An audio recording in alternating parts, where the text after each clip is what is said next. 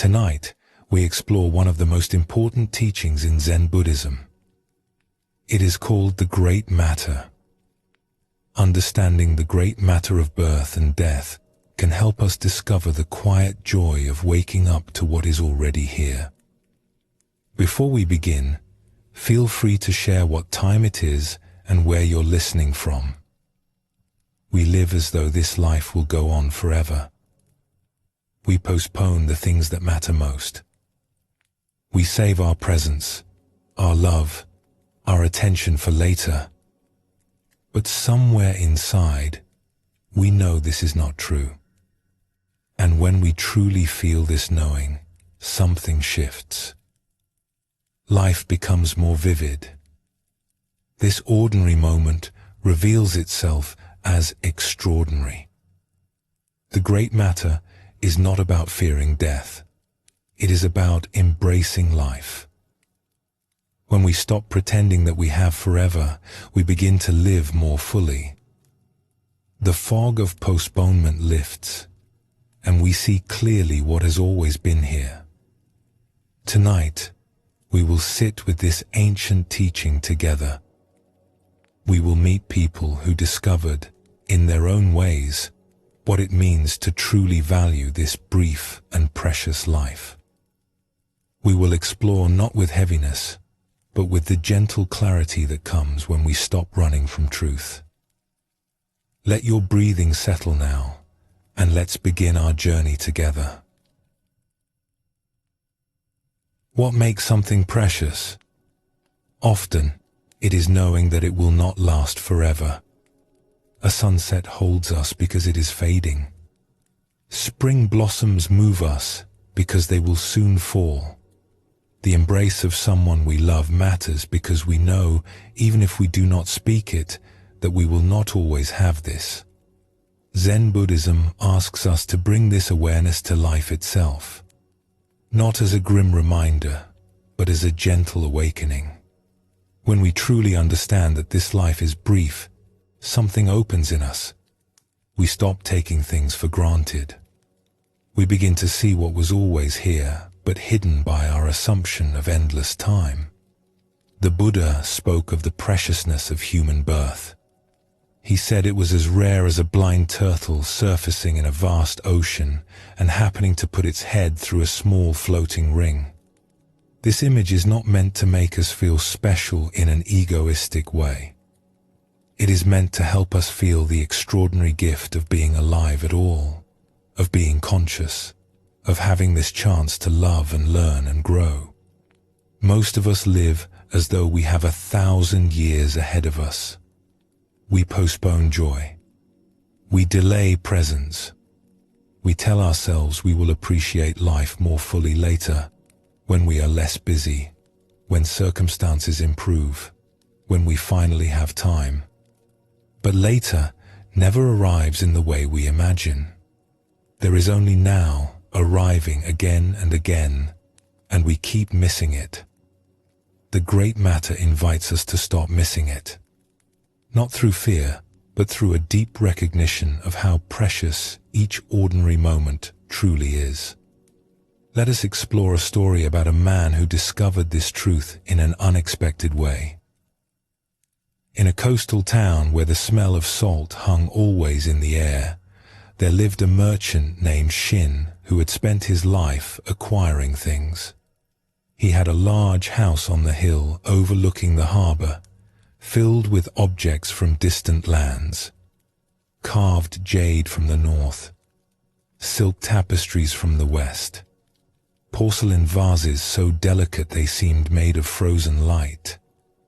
He had storerooms of spices and rare woods, and more money than he could spend in several lifetimes. Shin had worked hard for all of this. As a young man, he had started with nothing, loading cargo on the docks for a few coins a day. He had watched the wealthy merchants come and go, and he had promised himself that one day he would be one of them. And through years of shrewd trading and careful saving, he had succeeded beyond even his own dreams. But now, at 50 years old, Shin felt strangely hollow. He would walk through his beautiful rooms and feel nothing. The jade sat on its shelf, and he could not remember the last time he had really looked at it. He would eat fine food prepared by his cook, and the tastes seemed muted, distant, as though he were eating through a layer of cloth.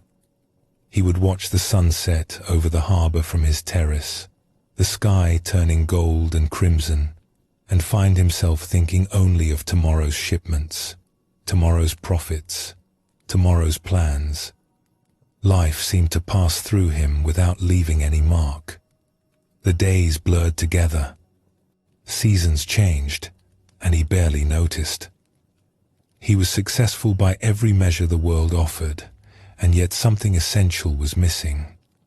Shin employed many servants, but the one who had been with him longest was an old man named Bora. Bora had worked in the household since before Shin inherited his father's modest fishing boat, long before the wealth had come. He had watched Shin rise from nothing to everything. Now Bora was old, his hair white, his movements slow. He swept the floors, tended the garden, and moved through his days with a quiet contentment that Shin sometimes noticed but never understood. One autumn, when the leaves were turning gold and the air carried the first hint of winter, Bora fell ill. It was not serious, the healer said, but he was old and needed rest. Shin visited him in his small room at the edge of the property, more out of obligation than genuine concern. The room was sparse and simple. A sleeping mat on the floor, a thin blanket folded neatly, a few worn clothes hanging on pegs, a chipped cup beside a small brazier. On a wooden ledge near the window sat a smooth grey stone, the only decoration in the room. Shin looked around with something like pity mixed with discomfort. After all these years of service, after decades of loyal work, this was all the old man had to show for his life. This bare room, these few possessions, this small stone. You should have saved more, Shin said, trying to fill the silence. You should have asked for higher wages over the years. I would have given them. Look at this room. There is nothing here. Bora was propped up on his mat, his back against the wall.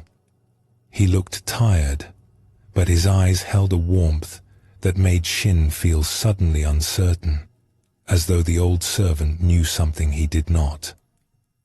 May I ask you something? Bora said. His voice was soft but clear. Of course. When you die, what will you miss most? The question struck Shin like a cold wave. He felt his mouth open, but no words came. He thought of his house, his jade, his silks, his successful trades. He thought of the fine meals he ate alone in his dining room. He thought of his days, one blurring into the next, each indistinguishable from the one before. What would he miss? He did not know. He could not name a single thing. I have not thought about it, he admitted finally. The words felt shameful somehow. Bora nodded slowly, as though this answer did not surprise him. I have thought about it often. Would you like to know what I will miss? Shin said nothing, but he did not leave. He found he could not leave. He stood in the small bare room, surrounded by almost nothing, and waited. Bora's eyes moved to the window, where the afternoon light was slanting in, catching dust motes in the air and making them glow like tiny stars. I will miss the way the light comes through the kitchen window in early morning, Bora said. There is a moment, just as the sun clears the hills, when everything turns gold. I have seen it 1,000 times, and it still makes me stop what I am doing just to look. He paused, and a small smile crossed his weathered face. I will miss the smell of the garden after rain, the way the earth opens up and releases something green and alive. I will miss the sound of children playing in the street outside the wall, even though none of them are mine. Their laughter is like water. It flows in and washes something clean. Shin stood very still. He had heard children playing outside his walls countless times. He had never once stopped to listen. I will miss the taste of my evening tea, Bora continued. I drink it slowly after my work is done, while the stars come out. The tea is nothing special, just common leaves. But the drinking of it, the warmth of the cup in my hands, the way the steam rises and disappears, that is something I will miss very much. His eyes moved to the stone on the ledge. I will miss the weight of that stone in my palm. I found it by the river 30 years ago, on a day when the light was very clear and the water was singing over the rocks. I have held it almost every day since. It is smooth and cool and fits perfectly in my hand. Such a small thing. Such an ordinary thing. And yet, it has given me more pleasure than I can say. Bora looked back at Shin, and his eyes held no judgment, only a great gentleness. I will miss the feeling of tiredness after a day of honest work. The ache in my muscles that tells me I have done something real. I will miss the kindness of strangers and the patience of friends. I will miss the sound of the wind and the feeling of the sun on my face. I will miss breathing. I will miss being here at all. The room was silent except for the faint sounds of the harbor below, the distant calls of gulls, the creaking of ships. Shin felt something crack open in his chest. It was not painful exactly, but it was not comfortable either. It was as though a shell he had not known he was wearing had suddenly broken. This man who owned nothing could list 100 things he would miss. And Shin, who owned everything, could not name one. How is this possible? Shin asked. His voice came out rough, almost a whisper. You have nothing. I have everything. And yet you are rich and I am poor. Bora was quiet for a long moment. Outside, the light was beginning to fade, the gold turning to amber. You have collected many things, he said finally. Beautiful things, valuable things. But you have not experienced them. You have let life pass through your hands like water, always reaching for the next thing, never holding what was already there. You have been so busy acquiring that you have forgotten to live. He gestured around the small room with one thin hand. I have little, but I have tasted every moment of it. I have been here, really here, for my life. That is the only wealth that matters. That is the only wealth we can keep. Shin left the room without speaking. He walked through his beautiful house, through rooms filled with treasures he had barely looked at in years. He went to his garden, where the last light was fading from the sky, and he sat on a stone bench until darkness fell. For the first time in longer than he could remember, he was not thinking about tomorrow. He was not planning or calculating or worrying. He was just sitting, just looking, just being there. He heard the wind move through the trees. He smelled the dampness of the evening air. He felt the stone bench beneath him, cool and solid and real. And he began, slowly, to understand what he had been missing. He had been so busy acquiring that he had forgotten to live. He had assumed there would always be more time, more chances, more years to finally appreciate what he had. But the years had passed, and he had appreciated nothing. He had traded his life for things, and the things had given him nothing in return. In the weeks that followed, Shin changed. Not dramatically, not in ways that others would easily notice. But he began to taste his food, really taste it. The salt and the sweet and the complex flavors he had been swallowing without attention. He began to watch the sunset without thinking of business, letting the colors fill his eyes and his mind. He began to hold the jade he had bought so many years ago, feeling its coolness, its smoothness, its weight in his palm. He began to listen to the children playing outside his walls. He began to notice the way the light moved through his house at different times of day. He began to feel the texture of his days rather than rushing through them. When people asked what had happened to him, he would only say that an old servant had asked him a question he could not answer, and that in the silence of not knowing, he had finally begun to learn. This story shows us something that Zen has always understood. The richness of life does not depend on what we have. It depends on whether we are truly present for what we have. We can possess the whole world and experience none of it.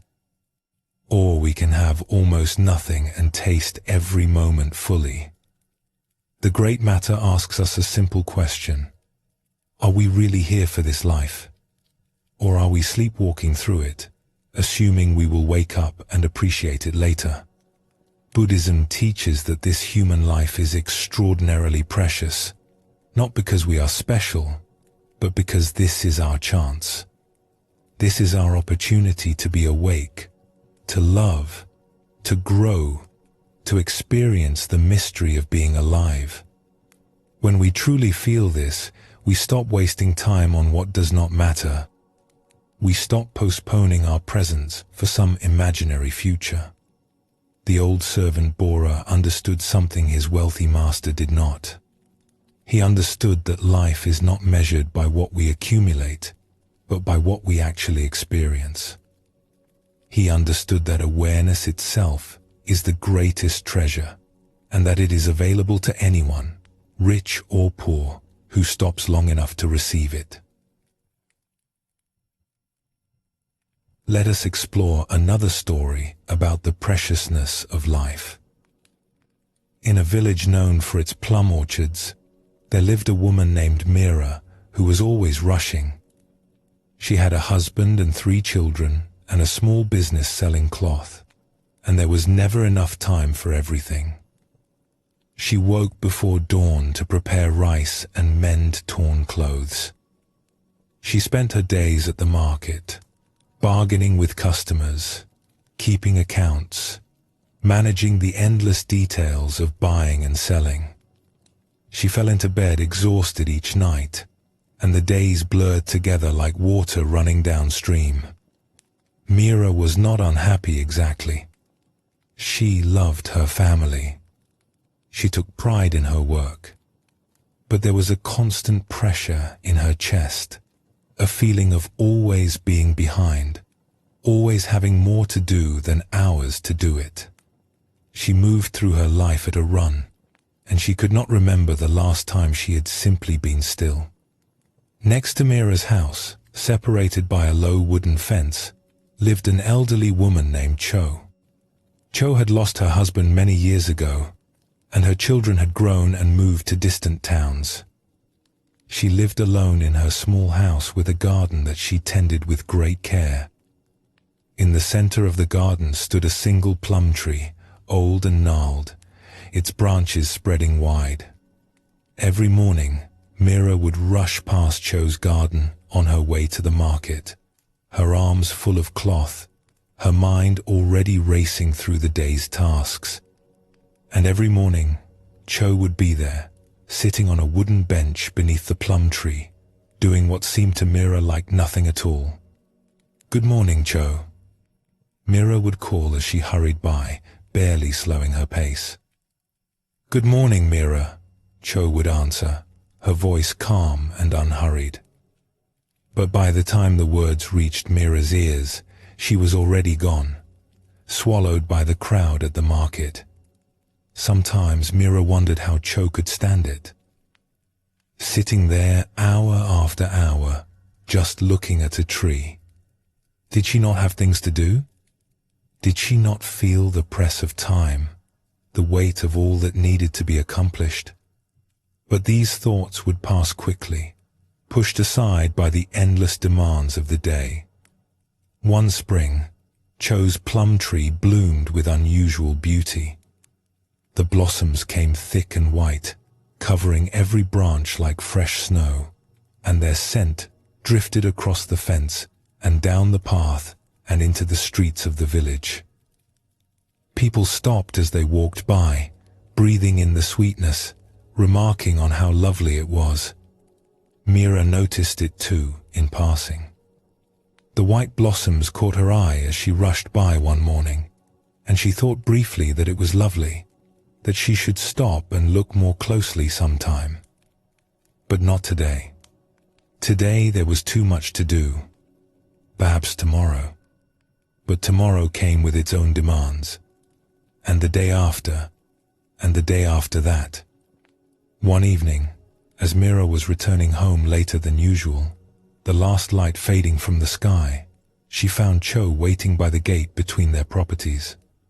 The old woman's face was calm, her hands folded in front of her. "Would you sit with me for a moment?" Cho asked. "I would like company to watch the blossoms before the light is gone." Mira's first instinct was to refuse. There was dinner to prepare. Her children would be hungry. There was cloth that needed mending before tomorrow's market. There was always something. But something in Cho's face stopped her. A quiet earnestness. A patience that seemed to ask for very little. "Just for a moment," Mira said. They walked together through the gate and into Cho's garden. The plum tree stood in the center, its white blossoms luminous in the fading light, almost glowing against the darkening sky. The scent was stronger here, sweet and faintly bitter, filling the air. They sat together on the wooden bench. Mira's body was tense, her mind still running through lists of things undone. But she sat. For a while, neither of them spoke. The evening settled around them. Somewhere in the village, a dog barked. The breeze moved through the branches, and a few petals drifted down like snow. "This may be my last spring," Cho said. Her voice was matter-of-fact, without sadness or self-pity. Mira turned to her, alarmed. "Are you ill? Should I call for the healer?" Cho smiled and shook her head. "No, I am not ill, but I am old. 78 years old this year, and one of these springs will be my last.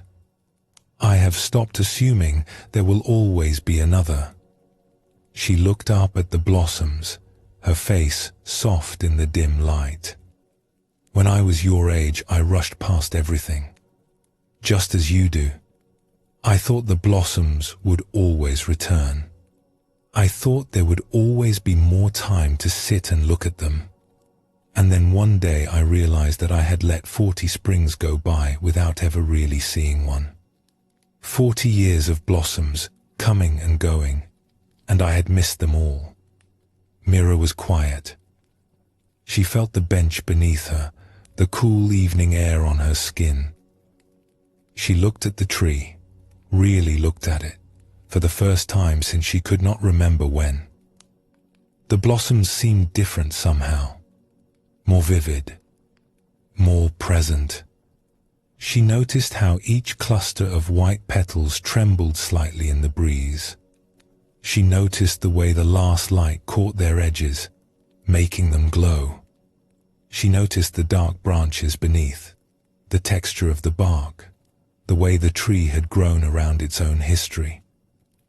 I see the same tree I have always seen, Mira said slowly.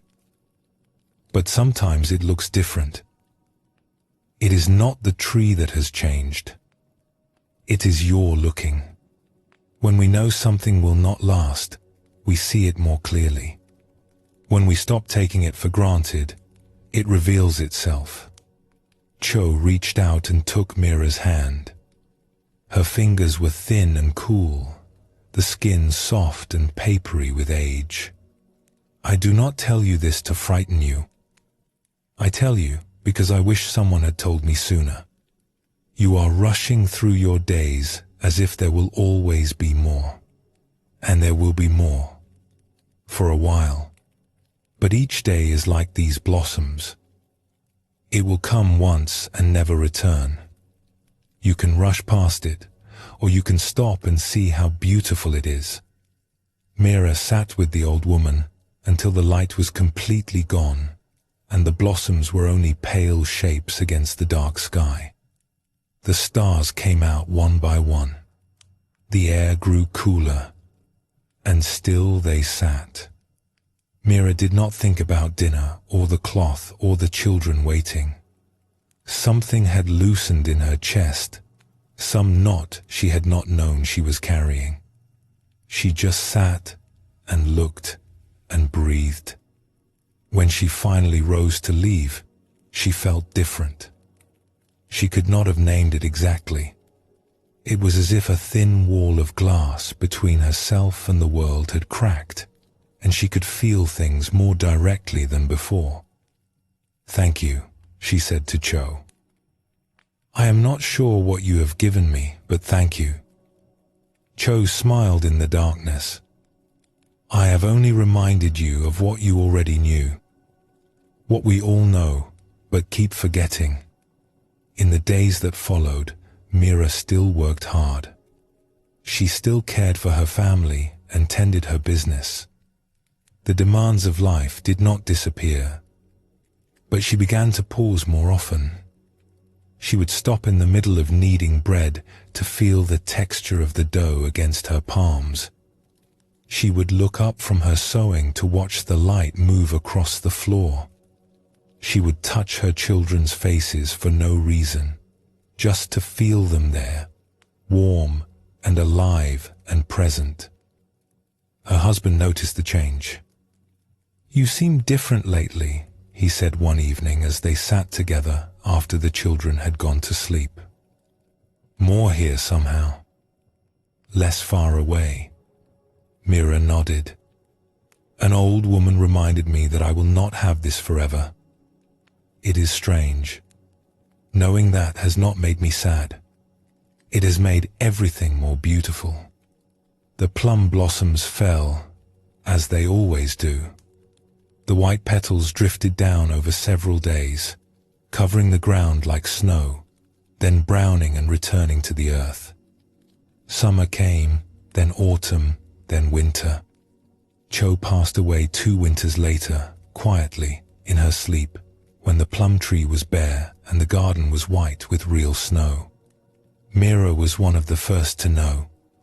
She stood in the empty garden and looked at the tree and cried.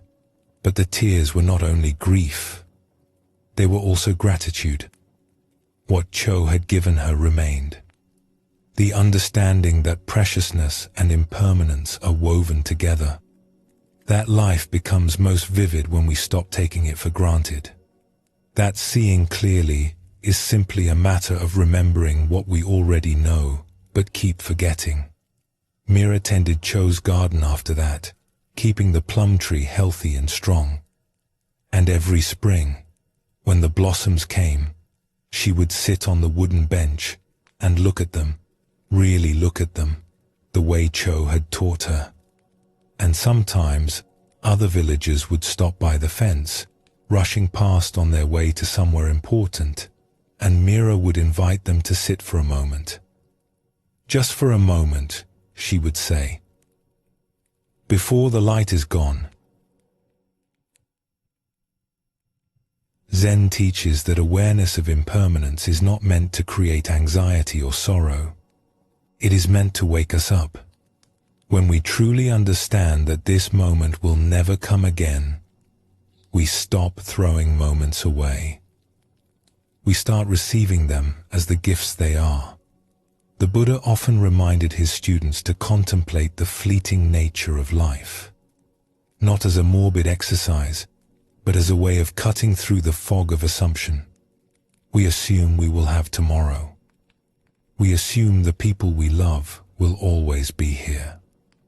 We assume there will be time later to appreciate what we have now. And these assumptions put us to sleep. The great matter wakes us up. It says clearly and simply, this is it. This moment, this breath, this life. It is happening now, and it will not happen forever. What will you do with it? This is not a frightening question when we truly hear it. It is an invitation to stop postponing and start living. An invitation to taste our food, to feel the air on our skin, to look into the eyes of those we love, as if seeing them for the first time. Because in truth, every time is the first time, and every time could be the last. Take a slow breath now and let it go gently. Feel the simple fact of being here, of being aware, of being alive in this moment. There is nothing else you need to do. Just rest in the preciousness of this breath.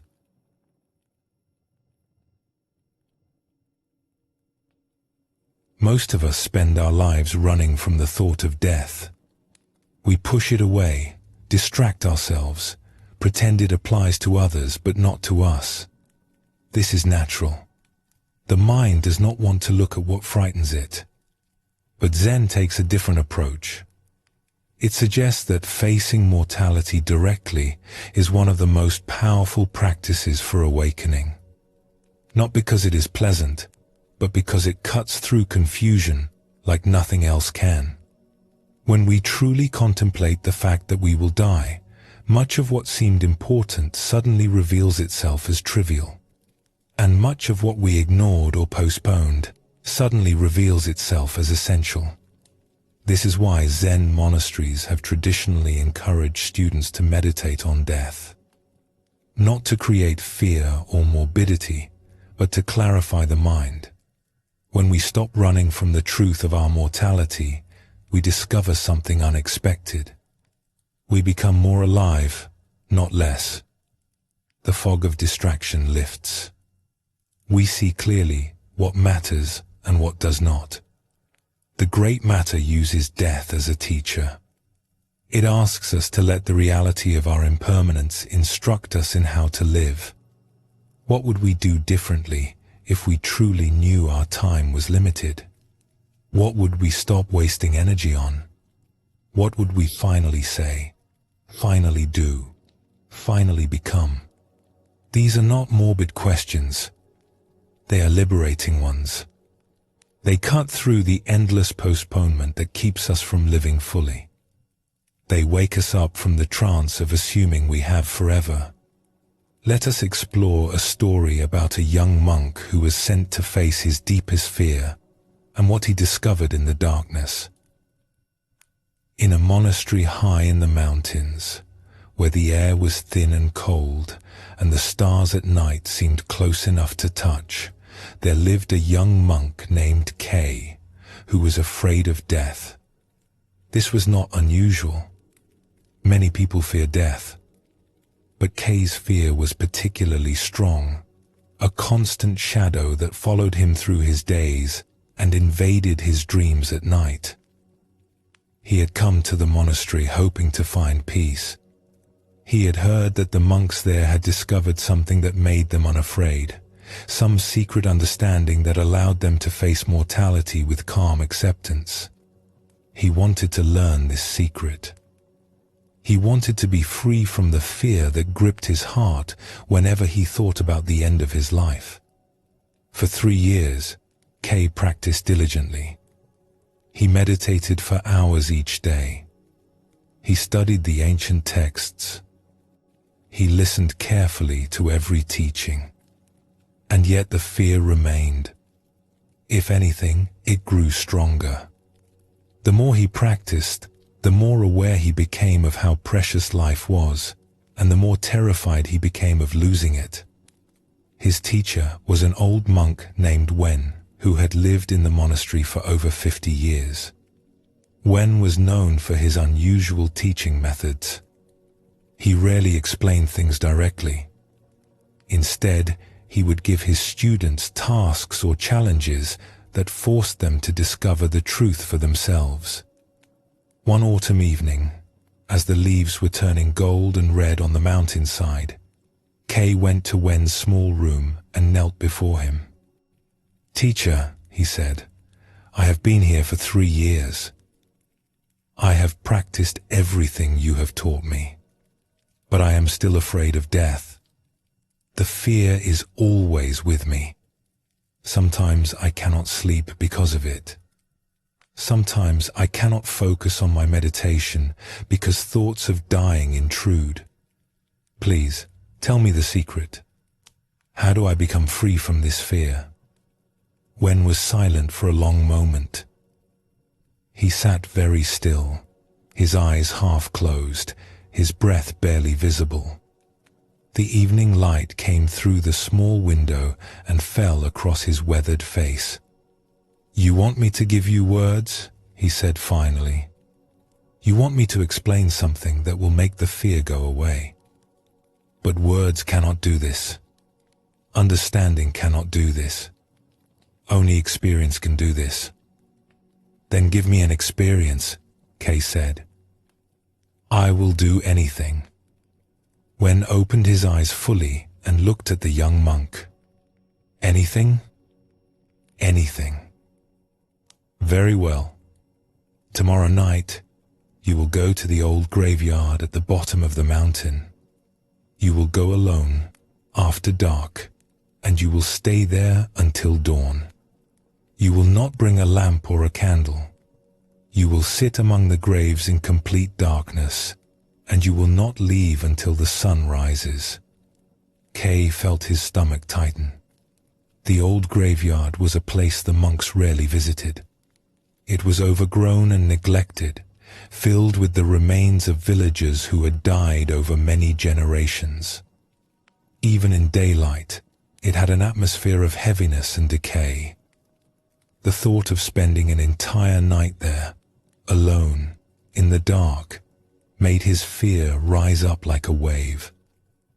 "Teacher," he said, his voice unsteady, "I do not think I can do this." Wen nodded slowly. "I know. That is why you must." The next day passed in a blur of dread. Kay tried to meditate, but his mind kept returning to what awaited him. He tried to eat, but the food had no taste.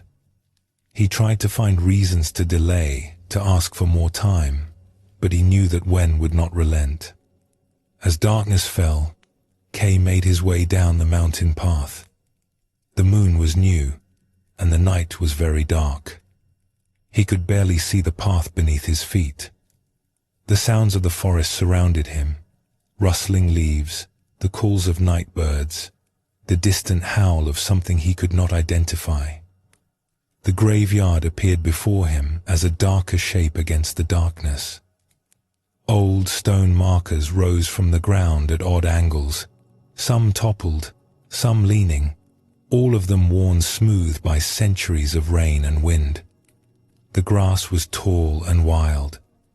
The smell of earth and decay hung in the air. Kay stood at the entrance, unable to move forward. Every part of his body told him to run, to go back to the safety of the monastery, to forget this foolish task. But he thought of Wen's calm eyes, and he knew that running would solve nothing. The fear would still be there, waiting for him, growing stronger with each avoidance. He stepped into the graveyard. The ground beneath his feet was uneven, softened by years of fallen leaves and neglect.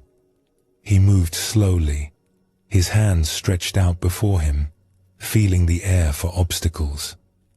His fingers brushed against cold stone, a grave marker worn smooth by time. He pulled his hand back as if burned, then forced himself to touch it again. Just stone.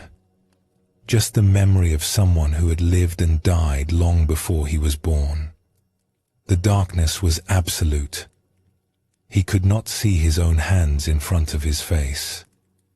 He moved slowly, carefully, feeling his way between the grave markers until he found a small, clear space. He lowered himself to the ground and sat, cross-legged, surrounded by the dead.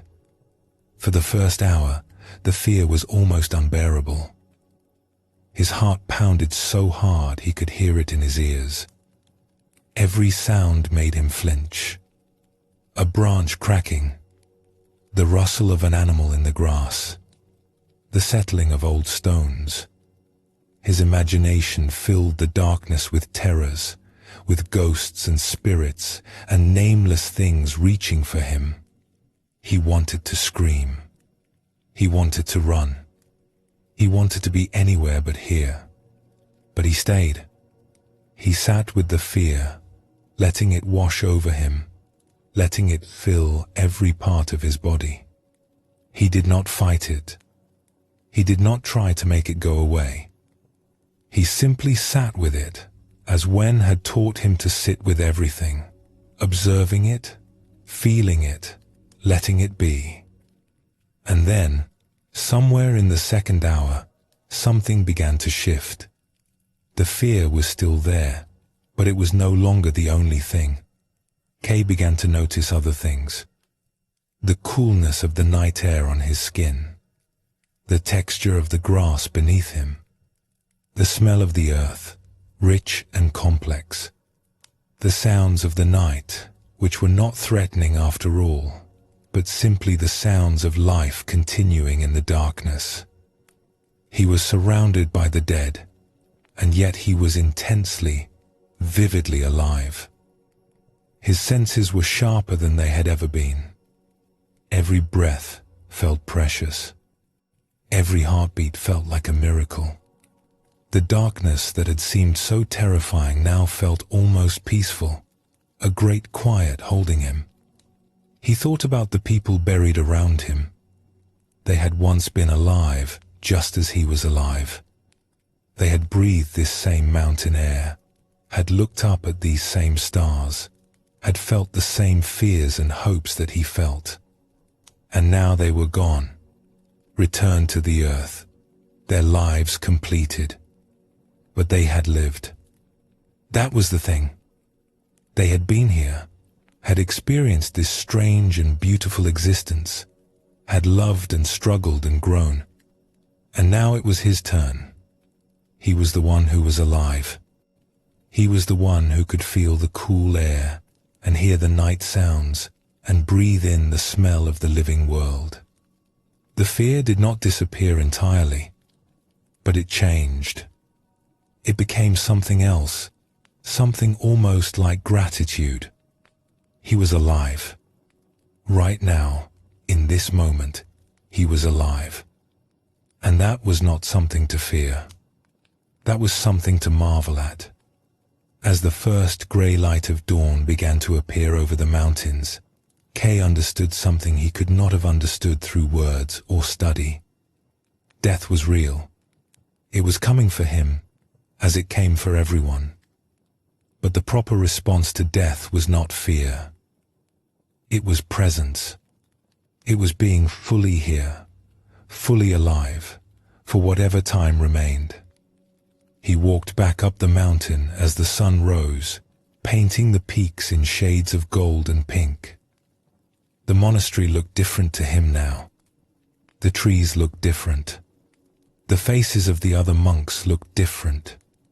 Everything seemed precious and temporary and beautiful. He went to Wen's room and knelt before him. "Well?" Wen asked. "I am still going to die," Kay said. "Nothing has changed about that." "No, nothing has changed about that. But something has changed in me. I spent the night surrounded by death, and I have never felt more alive. I was so afraid of dying that I was not living.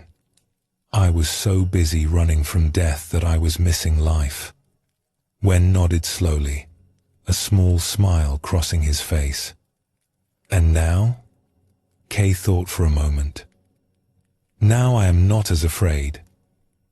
Not because death seems smaller, but because life seems larger. I was given this time, this breath, this awareness. That is not something to fear losing. That is something to treasure having. Good, Wen said. Now your real practice can begin.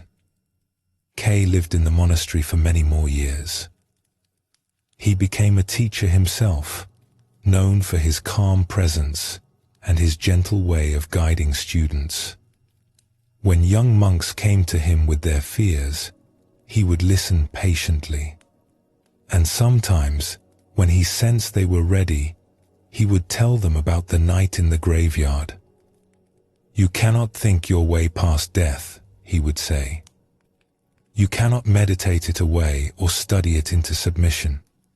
You must meet it. You must sit with it in the darkness until you discover what is on the other side of the fear. And what was on the other side? They would ask. Life, he would say. The most vivid, precious, extraordinary life you have ever experienced. That is what death teaches us, if we let it. This story shows us how Zen uses death as a teacher. Kay could not think his way out of his fear. He could not study or meditate his way to freedom. He had to face the reality directly, to sit in the darkness with the dead, before he could discover what was on the other side of his terror. What he found was not what he expected. He found that awareness of death, truly felt, does not diminish life. It illuminates life.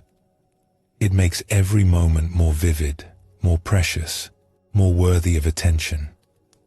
The monks who seemed so calm in the face of mortality were not ignoring death. They were using it to remind themselves how remarkable it is to be alive at all. Buddhism teaches that we suffer because we cling to things that cannot last. We want life to be permanent, and it is not. But the solution is not to despair. It is to appreciate what we have while we have it. The flower is beautiful, not despite its fading, but in some way because of it. Life is precious, not despite its brevity, but because of it. The Great Matter invites us to stop running from this truth and to let it teach us instead. Let your breath slow now and feel your body soften. There is nothing to pretend in this moment, nothing to hide. Simply rest in the truth of being here, being yourself, being alive.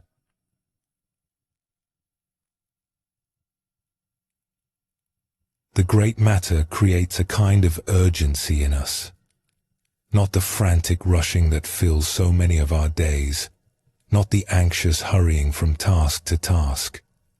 This is a different kind of urgency. It is a calm, clear determination not to waste this precious life on postponement. When we truly understand that our time is limited, we stop waiting for conditions to be perfect. We stop telling ourselves that we will live fully later, when things settle down, when circumstances improve, when we finally have what we need. We recognize that later may never come, and that the only moment we can ever live is this one. Zen speaks of this as great urgency without rushing.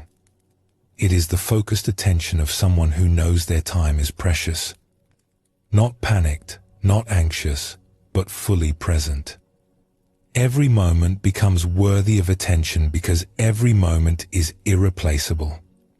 Most of us live in a kind of trance of postponement. We put off joy until our problems are solved. We delay presents until we are less busy. We save our full attention for some imaginary future when we will finally be ready to receive it. But that future never arrives. There is only now, appearing again and again, and we keep missing it because we are waiting for something else. The great matter cuts through this trance. It says simply, this is your life. It is happening now, not later. Now, what are you waiting for? Let us explore a story about a farmer who spent his life waiting for conditions to improve, and what a stranger helped him see. In a farming village that lay in the curve of a wide valley, there lived a man named Ko, who had spent most of his years waiting. He was a good farmer, hard-working and careful, but he had never learned to enjoy the work. For Ko, farming was a series of problems to be solved, obstacles to be overcome, conditions to be endured until things got better. And things were always about to get better. Next season, the rains would come at the right time. Next year, the harvest would be plentiful enough to pay off his debts. Next spring, he would finally have the time and money to fix the leak in his roof, to buy his wife the cloth she wanted, to take his children to the festival in the distant town. But next season brought its own problems. Next year brought new debts to replace the old ones. And the roof still leaked, and his wife still wore her old clothes, and his children had never been to the festival. Ko was not an unhappy man exactly. He did not complain more than anyone else. But there was a tightness in his face, a tension around his eyes, that never quite relaxed. He carried the weight of waiting like a stone in his chest, always looking ahead to the relief that never came. One summer, the rains did not come at all. Week after week, the sky remained clear and blue. Beautiful to look at, but devastating for the crops. The earth cracked and hardened. The young plants yellowed and drooped. Ko walked through his fields each morning, looking up at the empty sky, feeling the familiar tightness in his chest grow heavier. He could not enjoy anything while the drought continued. His wife prepared meals, and he ate without tasting. His children laughed and played, and he did not hear them. The summer evenings were warm and soft, filled with the sounds of crickets and the glow of fireflies, and Ko noticed none of it. He was too busy waiting for rain. One evening, as the sun was setting and the dry fields stretched out golden and brittle in the fading light, a traveler appeared on the road that ran past Ko's farm. She was a nun, dressed in simple grey robes, with a walking staff in her hand and a calm expression on her weathered face. Her name was Lena, and she had been walking for many years, stopping at villages and farms, offering teachings in exchange for food and shelter. Ko was sitting on a wooden bench outside his house, staring at the sky, when she approached. "Good evening," Lena said.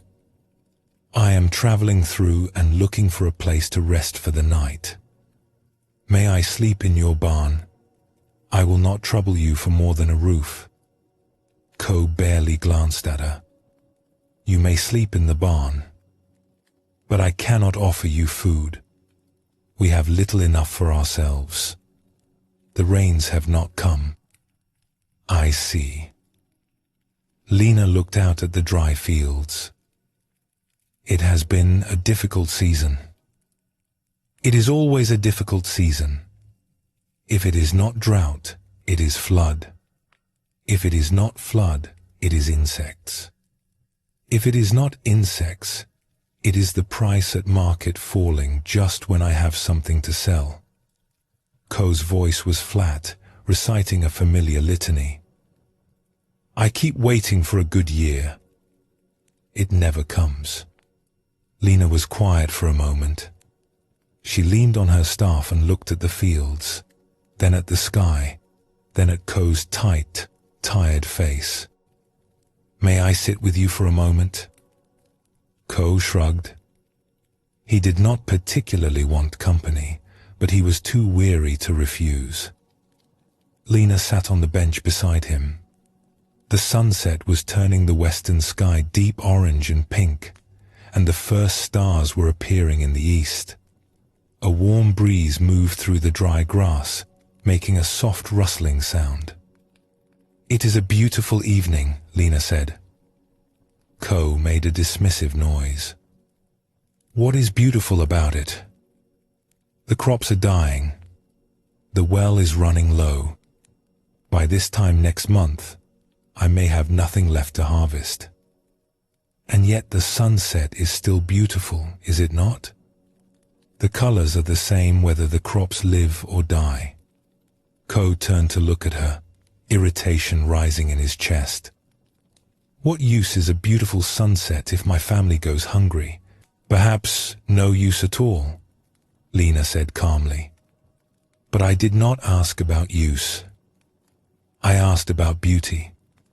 I asked whether this moment, right now, with the sky painted in those colors, and the breeze warm on your face, and the stars beginning to appear, I asked whether this moment is beautiful. And I think it is. Do you not think it is?" Ko looked at the sky. He had not really looked at it in weeks, maybe months. He had been too busy looking for rain clouds, checking the horizon for signs of moisture, scanning for anything that might solve his problem. Now he looked at the sky as it actually was, and he saw the deep oranges fading into purple, the first bright stars, like holes in dark fabric, the soft glow of twilight spreading across the valley. It was beautiful. He could not deny it. "What does it matter if it is beautiful?" he said, but his voice was quieter now, less certain. "I cannot eat beauty. I cannot pay my debts with beauty. No, but you can experience beauty. You can receive it. You can let it enter you, even if just for a moment." Lena paused. "Tell me, when the rains come and the crops grow and the harvest is good, will you be happy then?" "Of course." "And what will you do with your happiness?" Ko frowned. "What do you mean? What will I do?" "I will be happy. I will enjoy my life." "Will you? Or will you find something else to worry about? Will the price at market be too low? Will the winter be too harsh? Will there be something else standing between you and the happiness you are waiting for?" Ko opened his mouth to argue, then closed it again. He thought about the years behind him, the good seasons and the bad ones. Had he ever simply been happy? Had he ever stopped waiting for conditions to improve and simply enjoyed what he had? He could not remember a time. Even in the good years, there had always been something else to worry about. Some future problem casting its shadow over the present. "You see it," Lena said gently. "You see what you have been doing." "I have been waiting," Ko said slowly. "My whole life. I have been waiting for things to be right before I let myself be happy. But things are never right. There is always something wrong, something missing, something that needs to be fixed before I can enjoy what I have. And while you wait, life passes. This evening passes. This sunset passes. Your children grow up. Your wife grows old.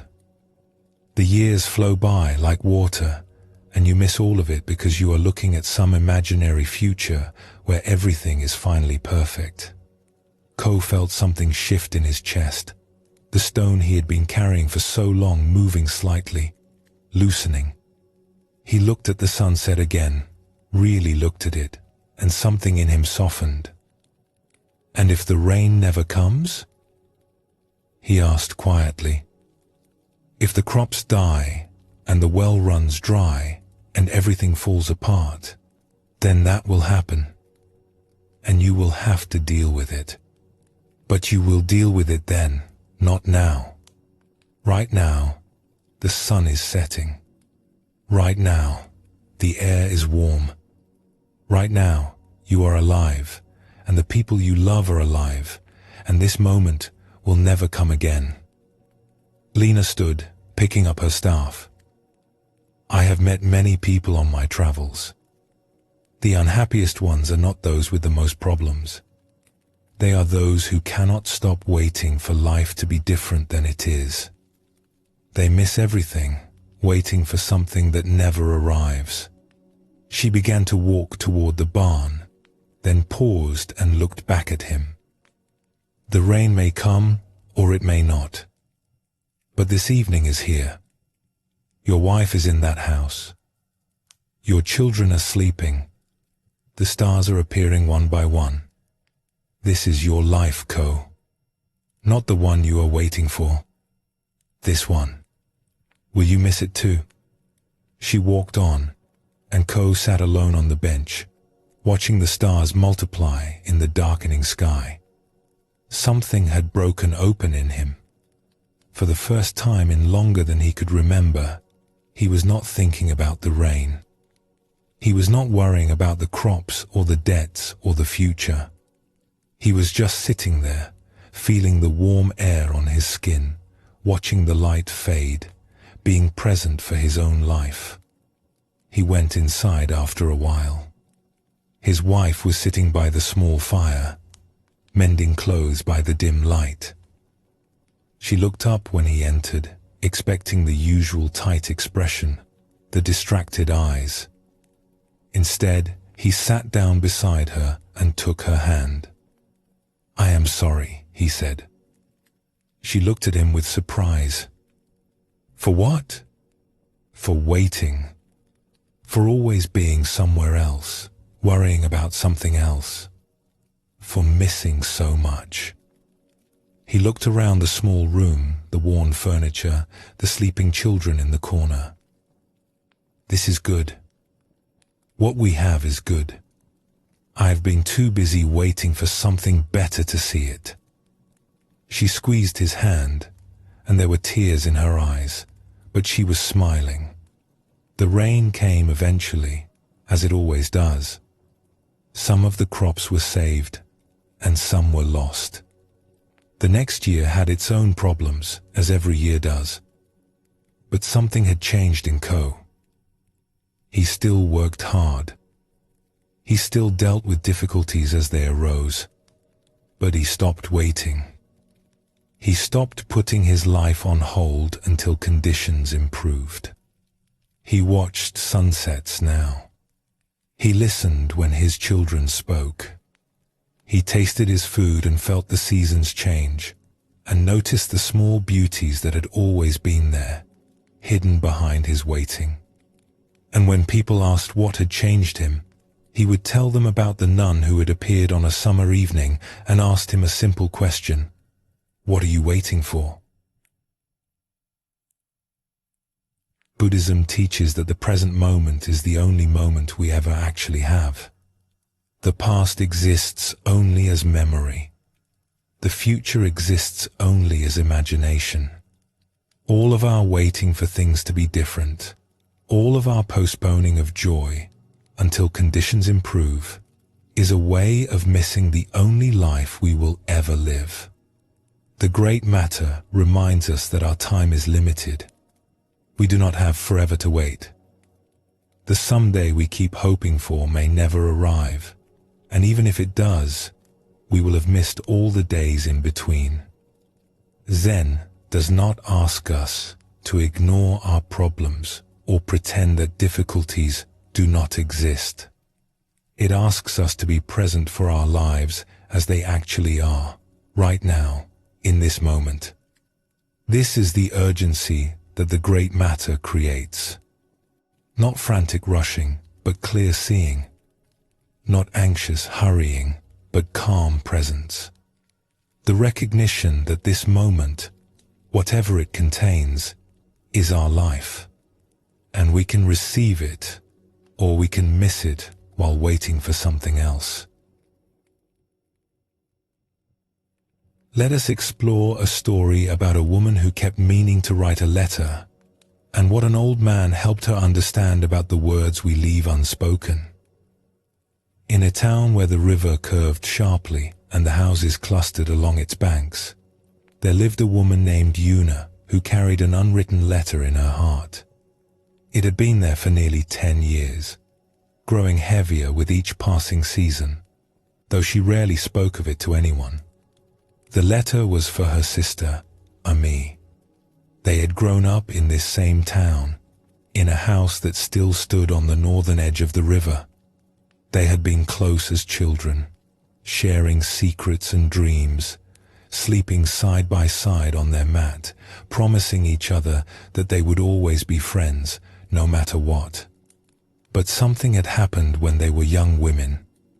A man had come between them, or perhaps it was money, or perhaps it was just the slow accumulation of misunderstandings that can poison even the deepest love.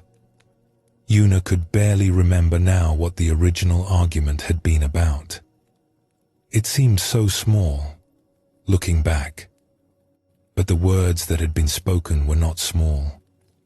They had been sharp and hard and meant to wound. Amy had left the town after that. She had married and moved far away, to a city that Yuna had never seen. They had not spoken since. 10 years of silence, growing deeper with each year that passed. Yuna thought about writing to her often. She would compose letters in her mind, late at night, when she could not sleep, imagining what she would say, how she would explain, how she would apologize. But when morning came, the task always seemed too difficult. The right words would not come. The timing was never right. She was too busy, or too tired, or too uncertain of how the letter would be received. And so the years passed, and the unwritten letter grew heavier in her heart. There was an old man in the town named Po, who had been a letter carrier for over 50 years. He had walked the same route since before Yuna was born, delivering messages from one house to another, carrying news of births and deaths and marriages and business deals. His back was bent now from all those years of walking with a heavy bag, and he moved slowly, but he still made his rounds every day. Yuna saw him often, passing by her house in the morning, and they would exchange greetings. She had known him all her life. He had delivered the letter from her husband when they were courting. He had delivered the notices of her parents' deaths. He had carried the news of her own children's births to relatives in other parts of the town. One autumn afternoon, Yuna was sitting outside her house, watching the leaves fall from the trees along the river. The air was cool and smelled of wood smoke. Po came walking slowly up the path, his bag hanging light and nearly empty at his side. He paused when he saw her. "Good afternoon, Yuna. You look troubled." Yuna managed a small smile. "Just thinking, Po. Nothing important." The old man studied her face with the keen attention of someone who had spent a lifetime observing people. "May I sit with you for a moment? My legs are not what they used to be." She gestured to the bench beside her, and he lowered himself carefully onto it, setting his bag on the ground with a sigh. 52 years, he said, looking out at the river. 52 years of carrying letters. Do you know what I have learned? Yuna shook her head. I have learned that the letters people regret most are not the ones they wrote badly. They are the ones they never wrote at all. Yuna felt her chest tighten. It was as if he had reached into her heart and touched the exact spot where the unwritten letter lived. I have carried many letters, Poe continued. Love letters and business letters. Letters of apology and letters of congratulation. Letters that brought joy and letters that brought sorrow. But sometimes, when I visit people near the end of their lives, they do not talk about the letters they received or the ones they sent. They talk about the ones they meant to write and never did. He turned to look at her directly, his old eyes kind but unflinching. There is someone you need to write to. I can see it in your face. I have seen it for years. Yuna felt tears prick at her eyes. My sister. We had a falling out a long time ago. I have been meaning to write to her, but I never know what to say. The words are never right. The timing is never right. The timing is never right, Poe repeated softly. I have heard that many times. People wait for the perfect moment, the perfect words. They tell themselves they will write when they are less busy, when they have more clarity, when they feel ready. He shook his head. The perfect moment never comes. The words are never exactly right. And while people wait, time passes. Sometimes too much time. What if she does not want to hear from me? What if she has forgotten me? Or worse, what if she hates me still? Then you will know. And knowing is better than wondering. The weight you carry now, that unwritten letter in your heart, it will only grow heavier. I have seen what happens to people who carry such weights for too long. The words they meant to say become stones they cannot put down. He reached into his bag and pulled out a blank piece of paper and a small brush and ink stone. I carry these for myself, for the notes I must make on my rounds. But today, I think you need them more than I do. He placed them in her hands, his fingers rough and worn from years of work. Write the letter. Not the perfect letter, just a letter. Say what is in your heart, even if the words are clumsy. Say that you are sorry, if you are sorry. Say that you miss her, if you miss her. Say that you want to try again, if you want to try again. He paused. The words do not have to be perfect. They just have to be true. And if she does not answer, then you will have said what needed to be said. The rest is not in your hands. But at least you will not spend the rest of your life wondering what might have happened if you had only found the courage to reach out. Poe rose slowly from the bench, picking up his bag. The afternoon light was growing golden, and the leaves continued to fall, drifting lazily toward the river. I have carried many letters over the years, he said. But the ones that mattered most were not the cleverest or the most beautiful. They were the ones that were honest.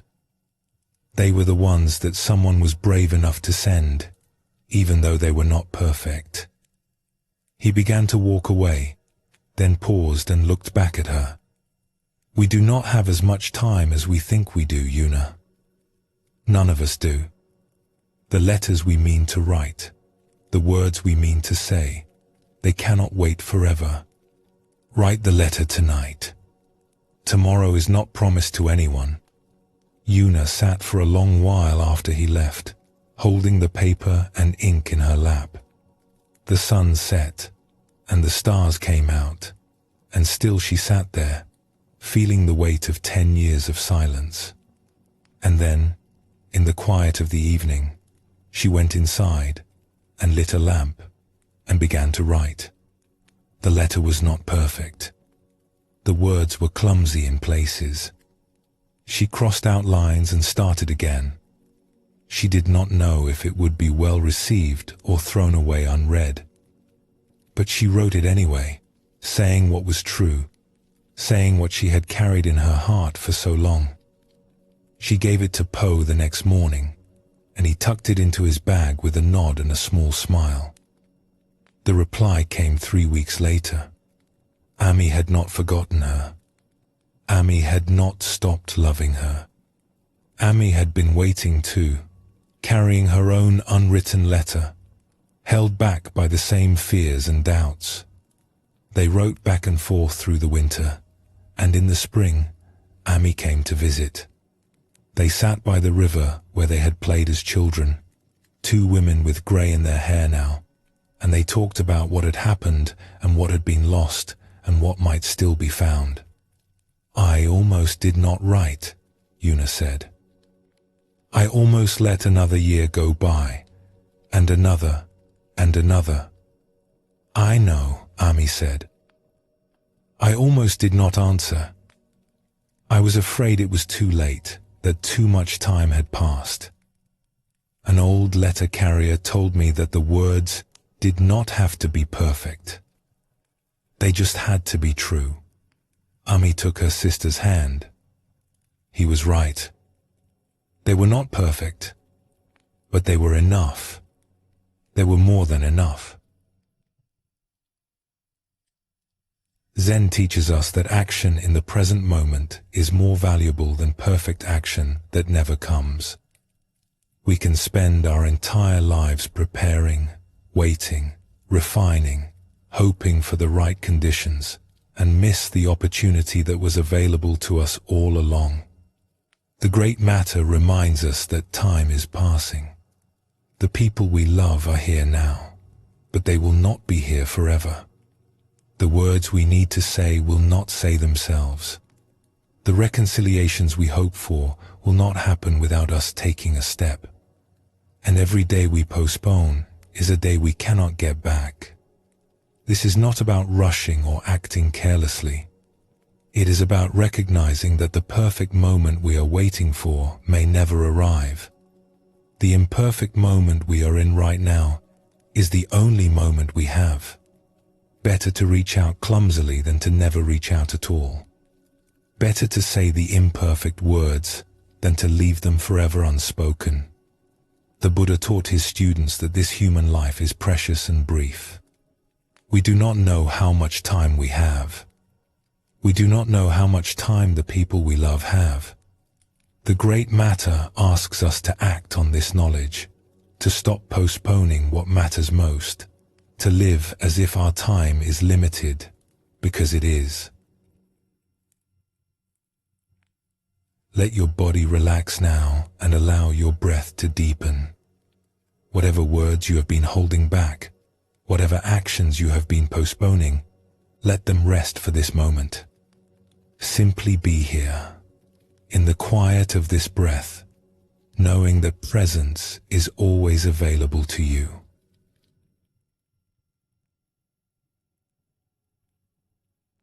There is an old Zen saying that points to the heart of practice: die before you die, and discover there is no death.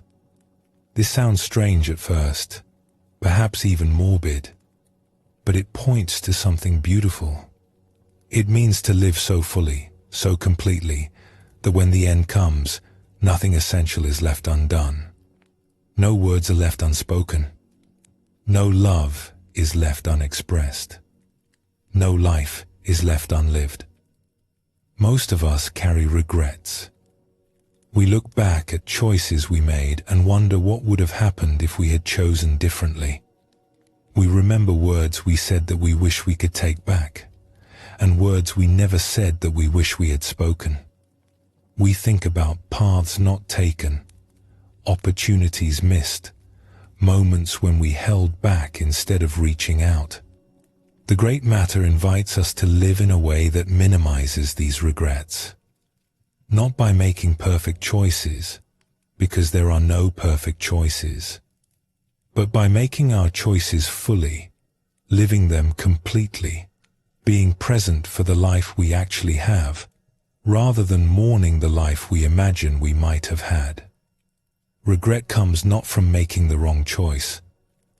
It comes from living our choices only halfway, from never fully committing to the path we are on because we are too busy looking at the paths we did not take.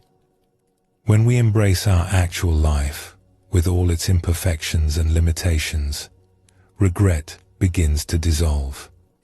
We discover that any path, walked fully, leads to the same place. Let us explore a story about a man who spent his life regretting a choice he had made, and what he learned from meeting someone who had made the opposite choice. In a town where two roads met at a crossroads, there lived a man named Tal who had built a quiet life for himself.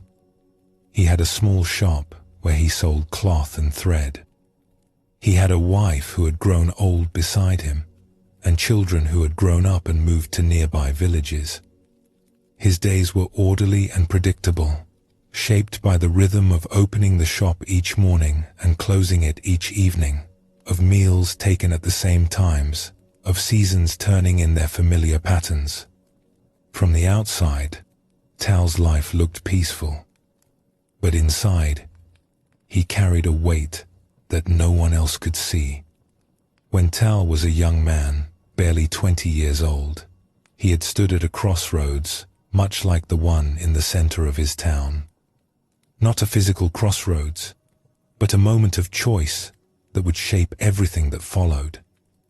He had been offered a chance to join a trading expedition that would travel to distant lands, to see places he had only heard about in stories, to live a life of adventure and uncertainty and possibility. But he had also been courting a young woman, the woman who would become his wife. And his father's shop needed someone to run it, and his mother was not well, and there were so many reasons to stay. He had chosen to stay. He had married the woman, taken over the shop, cared for his mother until she died. He had raised his children in the same house where he had been raised, teaching them the same trade his father had taught him. He had done what was expected of him, what seemed responsible and right, and in many ways, it had been a good life. His wife was kind and patient. His children had grown into decent people. The shop provided enough to live on, and his neighbors respected him. There was nothing wrong with the life he had built. And yet, for 40 years, he had wondered, what would his life have been if he had gone? What would he have seen? Who would he have become? What adventures would he have lived? The question haunted him, rising up in quiet moments, whispering that he had made the wrong choice, that he had traded possibility for safety, that his real life was the one he had not lived. He never spoke of this to anyone. His wife did not know. His children did not know. It was his private burden, a secret regret that colored everything with a faint shade of gray. One autumn, a traveler came to town. He was an old man, weathered by years of sun and wind, with the look of someone who had spent his life on the road. His clothes were worn but well made, and he carried himself with the easy confidence of someone who was at home anywhere. His name was Rio, and he had been a merchant who traveled the trade routes for over 40 years. He had seen the distant lands that Tal had only dreamed of. He had lived the life of adventure that Tal had turned away from all those years ago. Ron came into Tal's shop looking for thread to mend his traveling clothes. They began to talk, as strangers sometimes do, about small things at first, and then about larger things. Where Ron had been, what he had seen, the places that existed beyond the horizon. Tal listened with a hunger he could not hide. This was the life he had not lived, standing before him, speaking of wonders he had never seen. "You have been everywhere," Tal said, and he could hear the longing in his own voice. "You have seen everything." Ron smiled, but there was something complicated in the smile, something that was not quite happiness. "I have seen many things," he agreed. mountains that touch the sky, rivers wider than any in this land, cities so large you could walk for days without reaching the edge, markets where they sell fruits and spices you cannot imagine. It sounds wonderful, Tal said. It sounds like the life I should have lived. Ron looked at him for a long moment, his eyes thoughtful. Should have lived? Tell me what you mean. And so Tal told him. He told him about the choice he had made 40 years ago, about the expedition he had turned down, about the life of adventure he had given up for the life of responsibility. He told him about the regret he had carried all these years, the feeling that he had made the wrong choice, that his real life was somewhere else, unlived. When he finished, Ron was quiet for a long time. He sat down on a stool near the counter, his mending forgotten in his lap. I need to tell you something, Ron said finally, and I'm not sure you will want to hear it. Tell me. I have spent my life on the road. I have seen the wonders I described, and many more besides.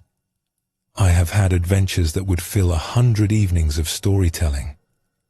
He paused, and his weathered face looked suddenly tired. And I have regrets too. Many regrets. Perhaps more than you. Tal stared at him. How can that be? You lived the life I only dreamed of. I lived a life, but I did not live it fully. I was always moving, always looking at the next horizon, always chasing something I never quite caught. I saw the mountains, yes, but I did not stay to watch the seasons change on them. I saw the great rivers, but I did not learn the names of the people who lived beside them. I was always passing through. He looked around the small shop, at the neat shelves of cloth and thread, at the worn wooden counter, at the afternoon light coming through the window. I never had a shop like this, where people knew my name and came back year after year.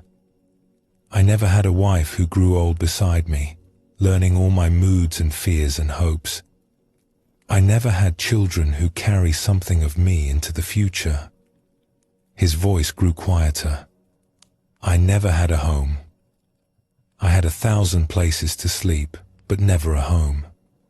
Tal felt something shifting in his chest, the old weight moving in a way he did not expect. But you chose adventure, he said.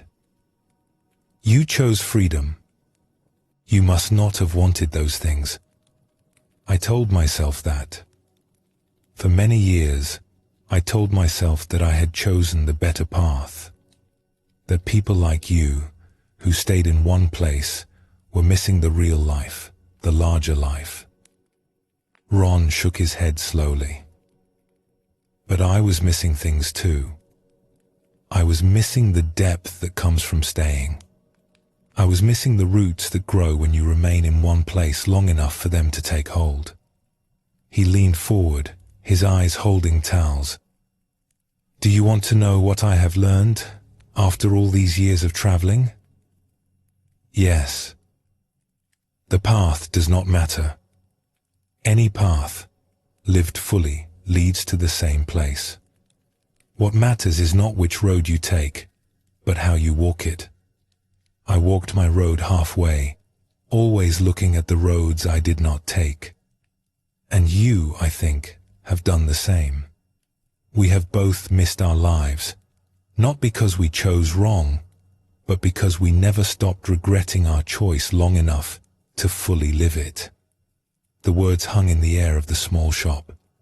Outside, the afternoon was fading toward evening. The sounds of the town drifted in, familiar sounds that Tal had heard for 40 years without really hearing. I have wasted so much time, Tal said slowly. So many years wishing I was somewhere else. As have I. Wishing I had what you have. Roots. Belonging.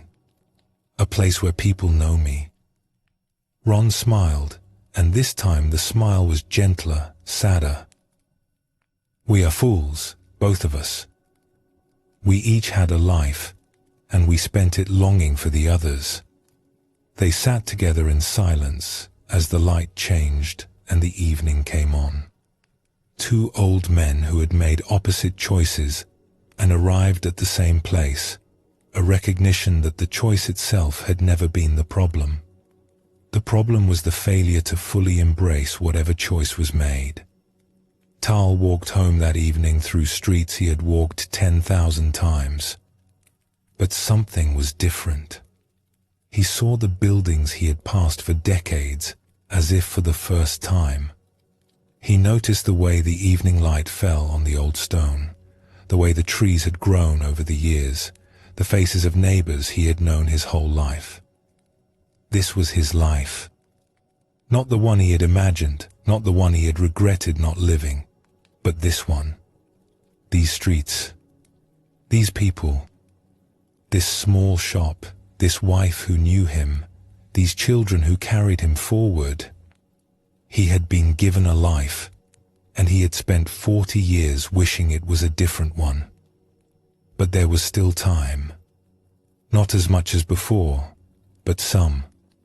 Enough to stop regretting and start living.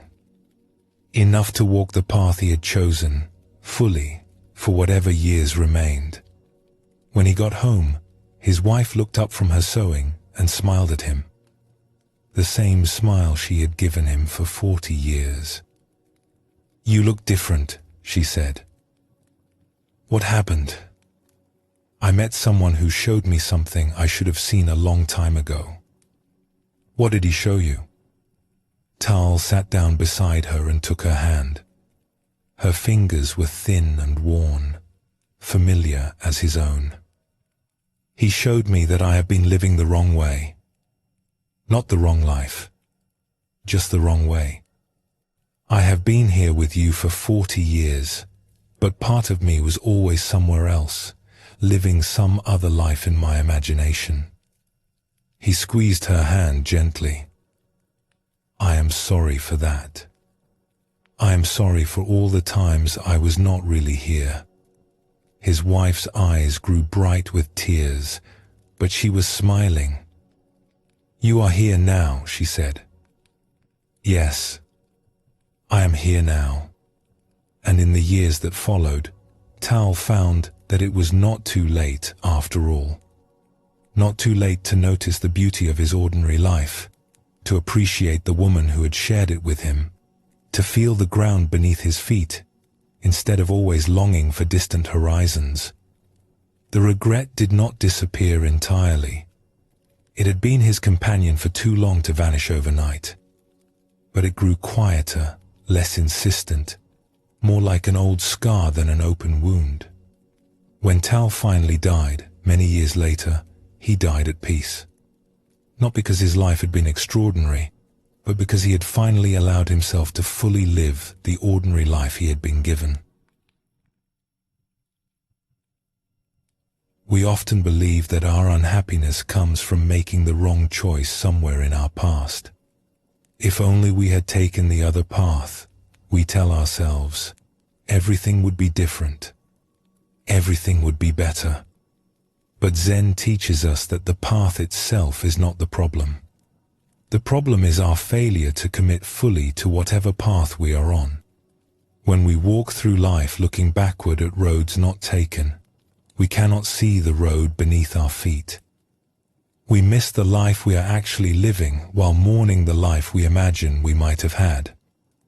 The great matter invites us to make peace with our choices, not because they were perfect, but because they are ours.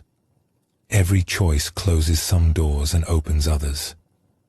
Every path has its gifts and its limitations. The question is not whether we chose correctly. The question is whether we are willing to be fully present for the life that our choices have created. Let us explore a story about a woman who carried guilt for words she never spoke. and what she discovered about the many ways that love can be expressed. In a village where the hills rose green and gentle toward the distant mountains, there lived a woman named Sora who carried a stone of guilt in her heart. It had been there for 5 years now, since the morning her father died, and it showed no signs of growing lighter. Her father had been a quiet man, a woodcutter who spent his days in the forest and his evenings by the fire, speaking little but always present. Sora had loved him deeply, but she had never told him so. In her family, such things were not said directly. Love was shown through actions, through the food prepared and the clothes mended and the work shared. Words of affection were rare, almost embarrassing. When her father grew ill, Sora had tended to him carefully. She had prepared his food, washed his clothes, sat beside him through long nights when the fever made him restless. She had done everything she could think of to show her love, but she had never said it. She had never spoken the words that now haunted her. I love you. Thank you for everything. You were a good father. He had died on a quiet morning while she was in the other room preparing tea. By the time she returned, he was gone. The words she had meant to say remained unspoken, locked inside her forever. For 5 years, Sora had carried this guilt. She should have said something. She should have found the courage to speak what was in her heart. Now it was too late, and she would never have another chance. She spoke of this to no one. It was her private burden, her secret shame. She went about her days caring for her mother, managing the household, doing what needed to be done. But the stone in her heart never grew lighter. One spring, an old woman came to the village. Her name was Mina, and she had known Sora's father long ago, when they were both young.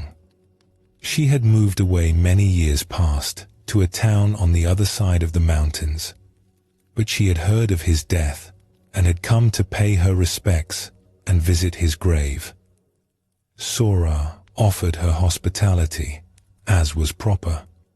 She prepared food and tea, and they sat together in the small house where Sora had grown up, surrounded by the familiar objects of her father's life. His wood-cutting tools still hung on the wall. His chair still sat by the fire, empty now but somehow still holding the shape of him. Mina was a small woman with white hair and kind eyes. She looked around the room slowly, taking in each object, each detail. "He was a good man, your father," she said. "We grew up together, did you know that? We played in these same hills as children." "He never spoke of his childhood," Sora said. "He rarely spoke of anything. No, he would not have. He was always quiet, even as a boy. But he noticed everything. He remembered everything." Mina smiled at some distant memory. He was kind in ways that most people never saw. Sora felt the familiar ache in her chest. I wish I had told him that. I wish I had told him many things. Mina looked at her with gentle attention. "What things?" And so, Sora told her. She told her about the words she had never spoken, the love she had never expressed, the guilt she had carried for 5 years. She told her about the morning he died, about the tea she was making while he slipped away, about the silence that had followed and never lifted. When she finished, there were tears on her cheeks, though she had not felt them fall. Mina was quiet for a long moment. The afternoon light was soft through the window, falling across the floor in warm patterns.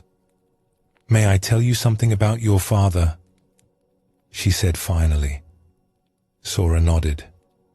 "The last time I saw him was 8 years ago. I passed through this village on my way somewhere else, and I stopped to visit.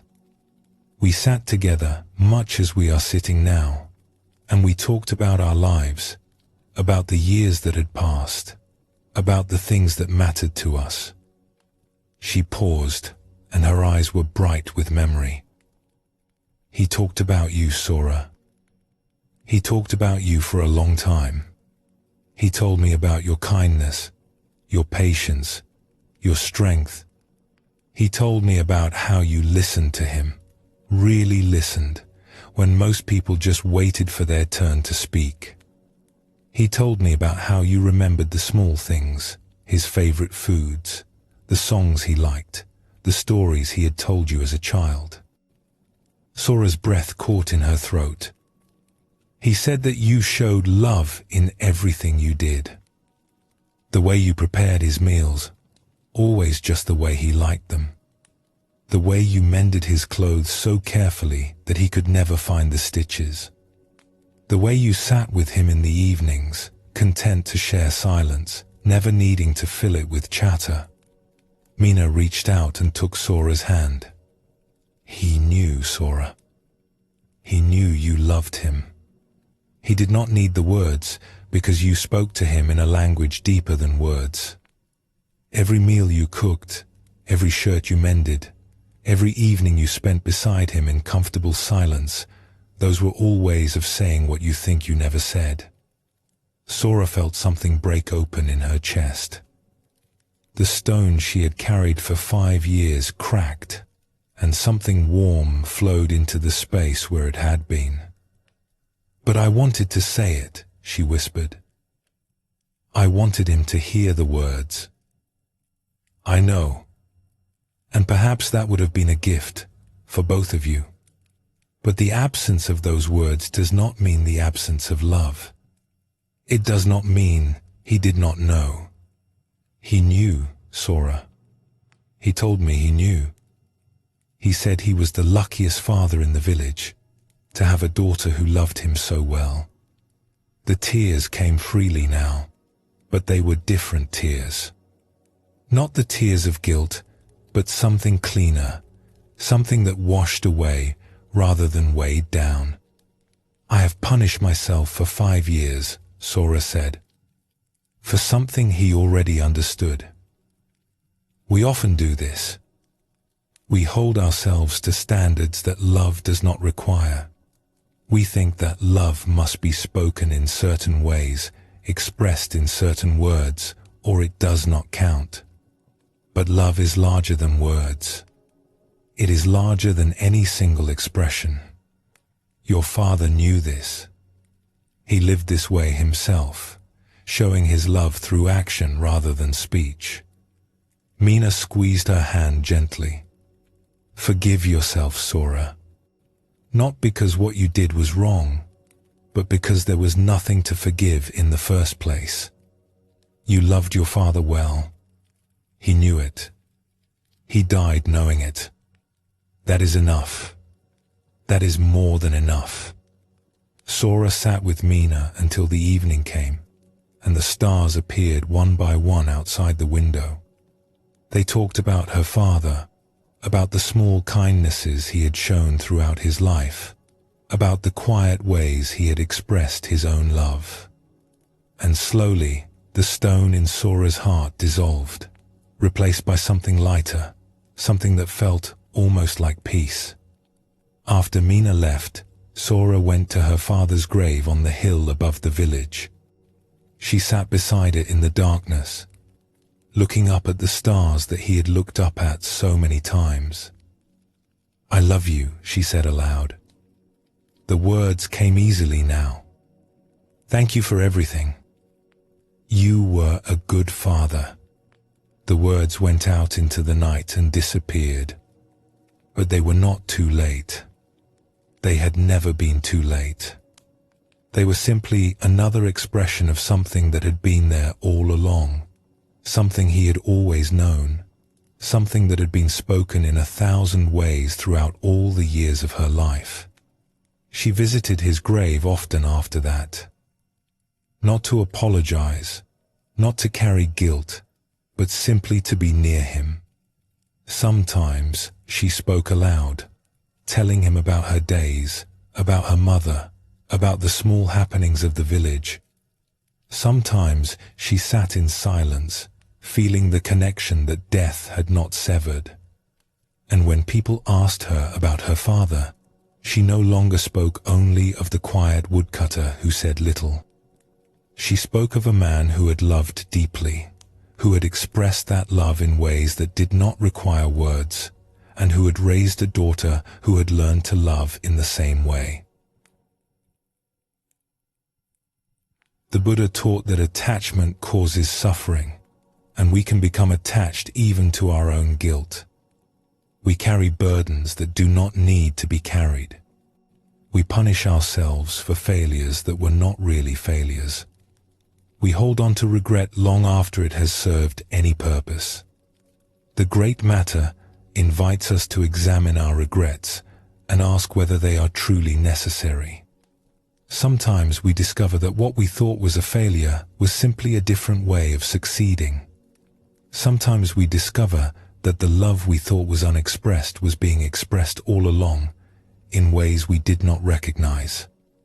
Living without regret does not mean making no mistakes. It means not carrying our mistakes longer than necessary. It means forgiving ourselves as we would forgive others. It means recognizing that we did the best we could with what we knew at the time, and that this is all anyone can ever do. Zen teaches us to put down what we do not need to carry. The stone of guilt, the weight of regret, the burden of wishing things had been different. These do not help us live better. They only make the journey heavier. When we set them down, we discover that we can walk more freely, more lightly, more fully into whatever time remains. Take a slow breath now and feel your body settling. If there is any weight of regret you have been carrying, let it rest for this moment. You do not need to solve it or fix it. Simply let it be, and let yourself be, here in this breath, free from the past.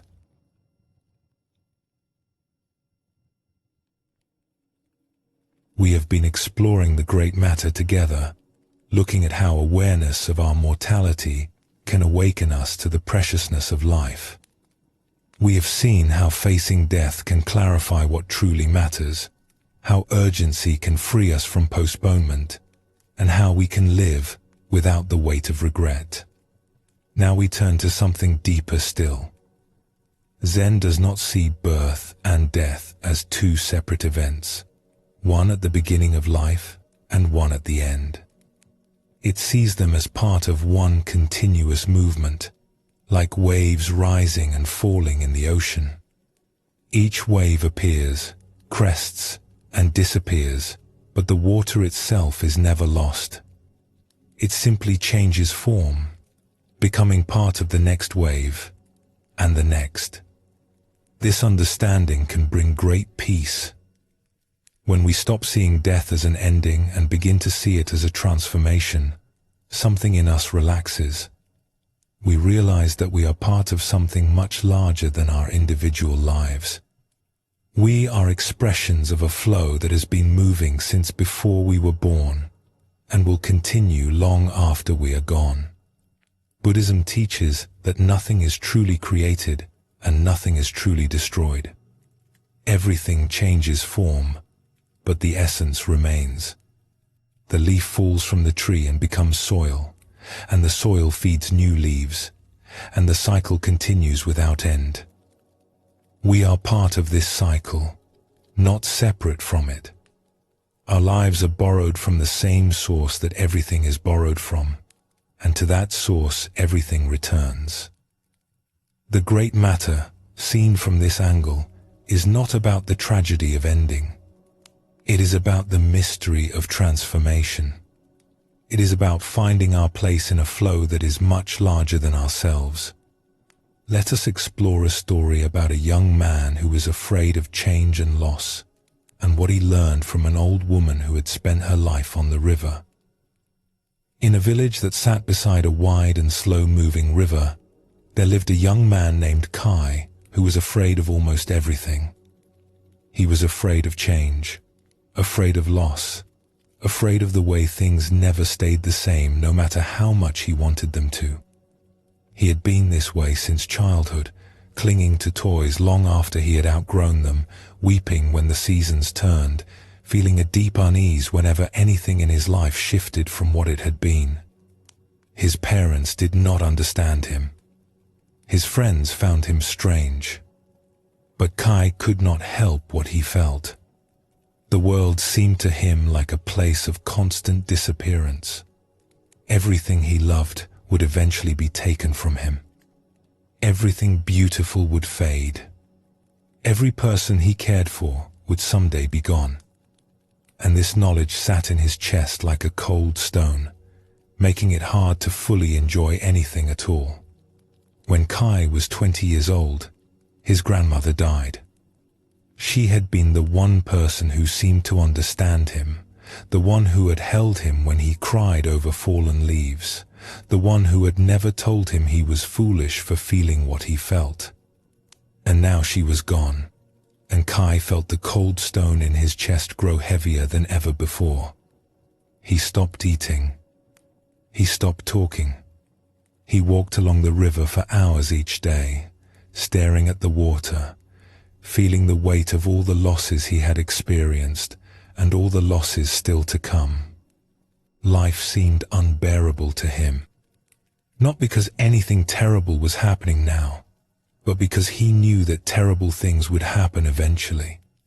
What was the point of loving anything if it would only be taken away?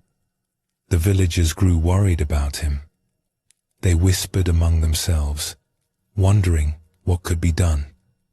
And finally, one of the elders suggested that Kai go to see the old boatwoman who lived at the bend in the river. Her name was May, and she had been ferrying people across the river for over 60 years.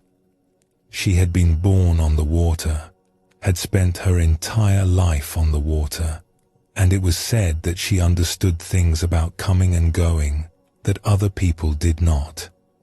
Perhaps she could help the young man who was drowning in his fear of loss. Kai's father brought him to the riverbank, where May's small boat was moored.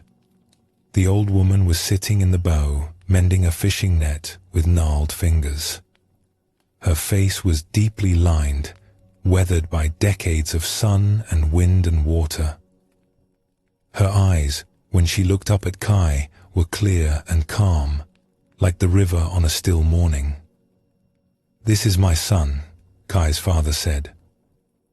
"He is troubled. He fears loss more than anything. His grandmother died, and he cannot find his way back to living." May looked at Kai for a long moment, then nodded. "Leave him with me. Come back at sunset." Kai's father hesitated, then walked away. Kai stood on the bank, unsure what to do. "Get in the boat," May said. He climbed into the small wooden vessel and sat on the worn plank that served as a seat. May pushed off from the bank with her long pole, and they drifted out into the current. For a long while, she said nothing. She simply poled the boat along, sometimes letting the current carry them, sometimes guiding them toward one bank or the other. Kai watched the water flow past, brown and slow and endless. He watched the banks slide by, the trees leaning over the water, the birds rising and settling. "You are afraid of losing things," May said finally. It was not a question. "Yes." "What are you afraid of losing?" Kai thought about it. "Everything. Everyone. My parents. My friends. My home."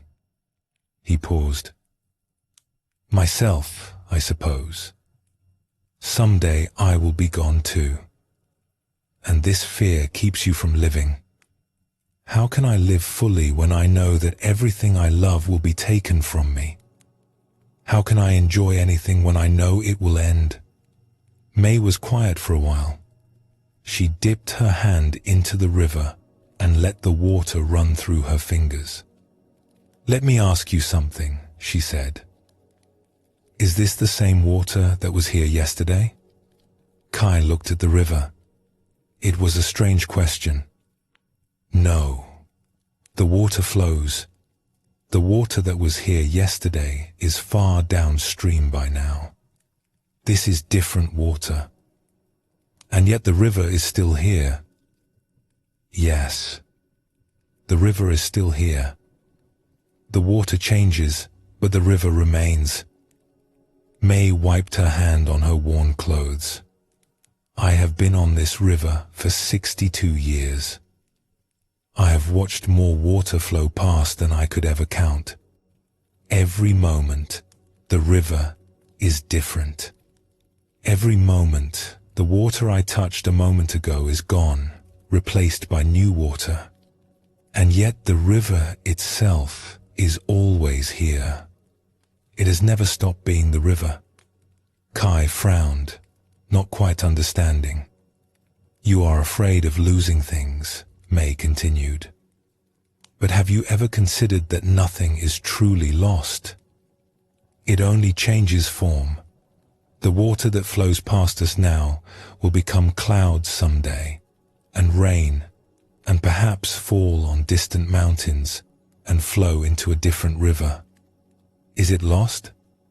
Or has it simply moved on to become something else?" "But people are not water," Kai said. "When my grandmother died, she did not become a cloud or a river. She simply stopped existing." May smiled gently. "Did she? Let me ask you something else. When you think of your grandmother now, what happens?" Kai closed his eyes. He thought of her face, her voice, her warm hands holding his when he was small. He thought of the things she had said to him, the way she had made him feel understood and accepted. "I feel her with me," he said slowly. "In my memory. In the way I think about things. So she is gone, and yet she is here. She is no longer walking beside you, and yet she is walking inside you. The form has changed, but something remains." May paused. "This is what I have learned from the river. Nothing truly ends. It only transforms. The water becomes mist. The mist becomes cloud. The cloud becomes rain. The rain becomes river again. Around and around, changing form but never disappearing."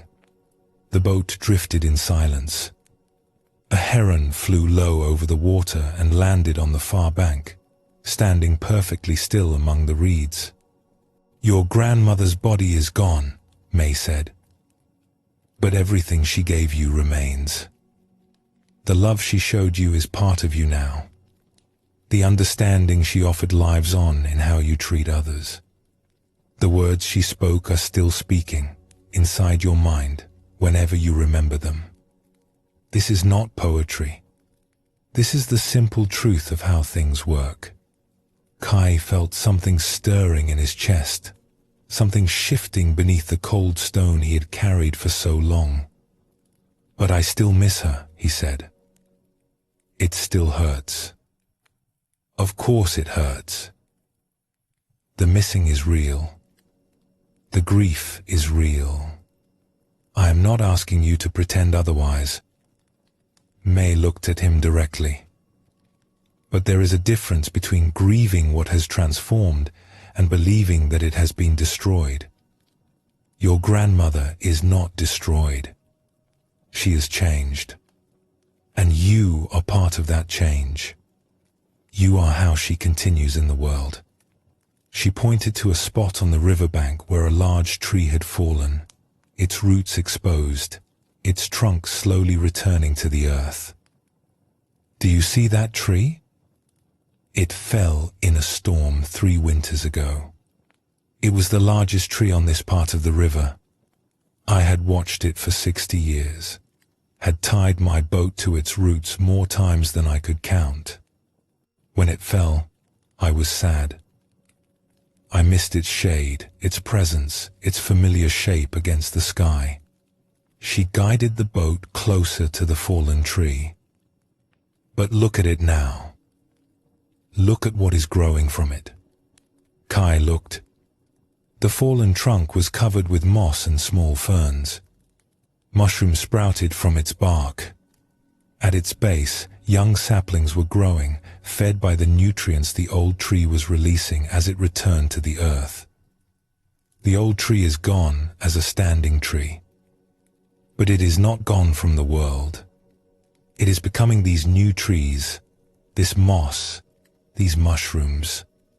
It is feeding the very soil it once grew from. Its death is their life. Kai stared at the fallen tree, seeing it differently than he had seen anything before. And my grandmother is everywhere you look if you know how to see. In you, in everyone whose life she touched. In the ripples of kindness that spread out from her kindness, touching people she never met. The form is gone. The love remains. They floated on. The sun moved across the sky, and the light changed on the water, shifting from gold to amber to the soft pink of approaching evening. I have ferried many people across this river, May said, happy and sad, coming and going. And do you know what I have learned? Kai shook his head. I have learned that the crossing never ends. We think there are two banks, here and there, life and death, having and losing. But really there is only the river, only the flowing. We are all always crossing, always in between, always moving from one form to another. She smiled. The fear comes when we try to hold on to one bank or the other. The peace comes when we let ourselves flow. She guided the boat back toward the village. The sun was setting, turning the water to copper and gold. Kai's father was waiting on the bank, a worried expression on his face. But Kai was not the same person who had climbed into the boat that morning. Something had loosened in him. The cold stone was still there, but it felt smaller now, less solid. He could see around it to something else. Something that the old boatwoman had pointed toward. He stepped onto the bank and turned back to look at May. Thank you, he said. I think I understand something I did not understand before. What do you understand? Kai looked at the river, at the endless flow of water that was always changing and yet always there. I understand that I am part of something larger. That my grandmother is part of something larger. That losing her was not an ending, but a change in form. He paused. I understand that I do not need to be afraid of the flow. I am the flow. We all are. May nodded slowly. Now you are beginning to see. The great matter is not about holding on. It is about learning to flow. When you can do that, death loses its terror.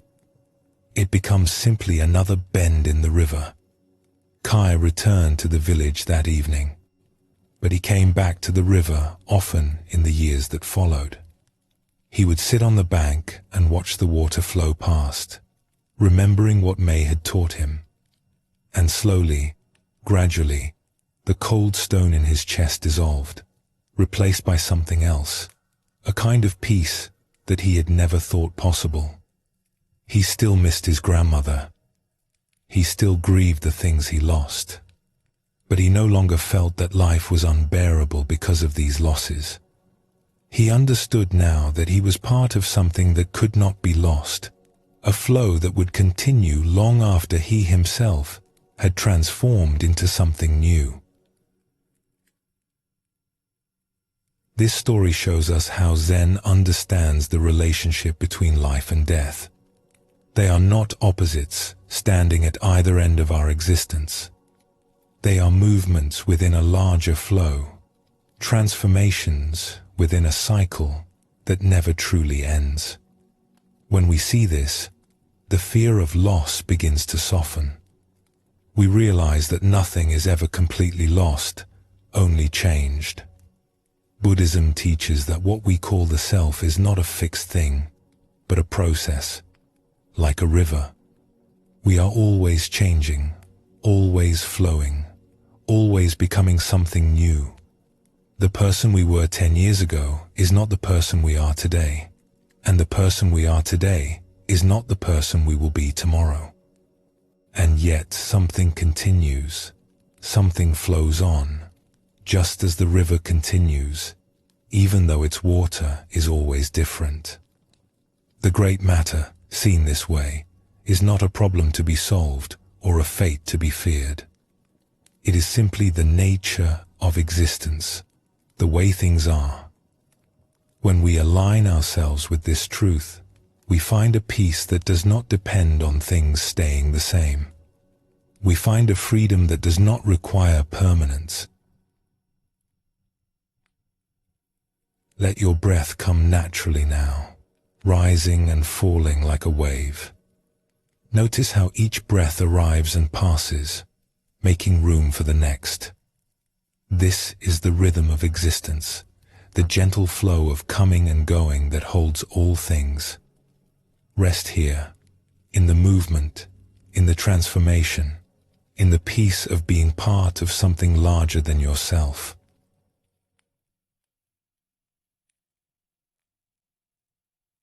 As we continue to explore the great matter, we come to a question that lives quietly in many hearts.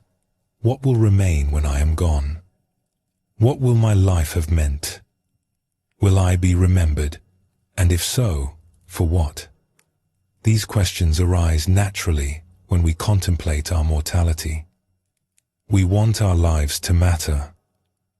We want to leave something behind, some mark that says we were here, that our existence meant something. This longing for legacy is deeply human. But Zen offers a surprising answer to this question.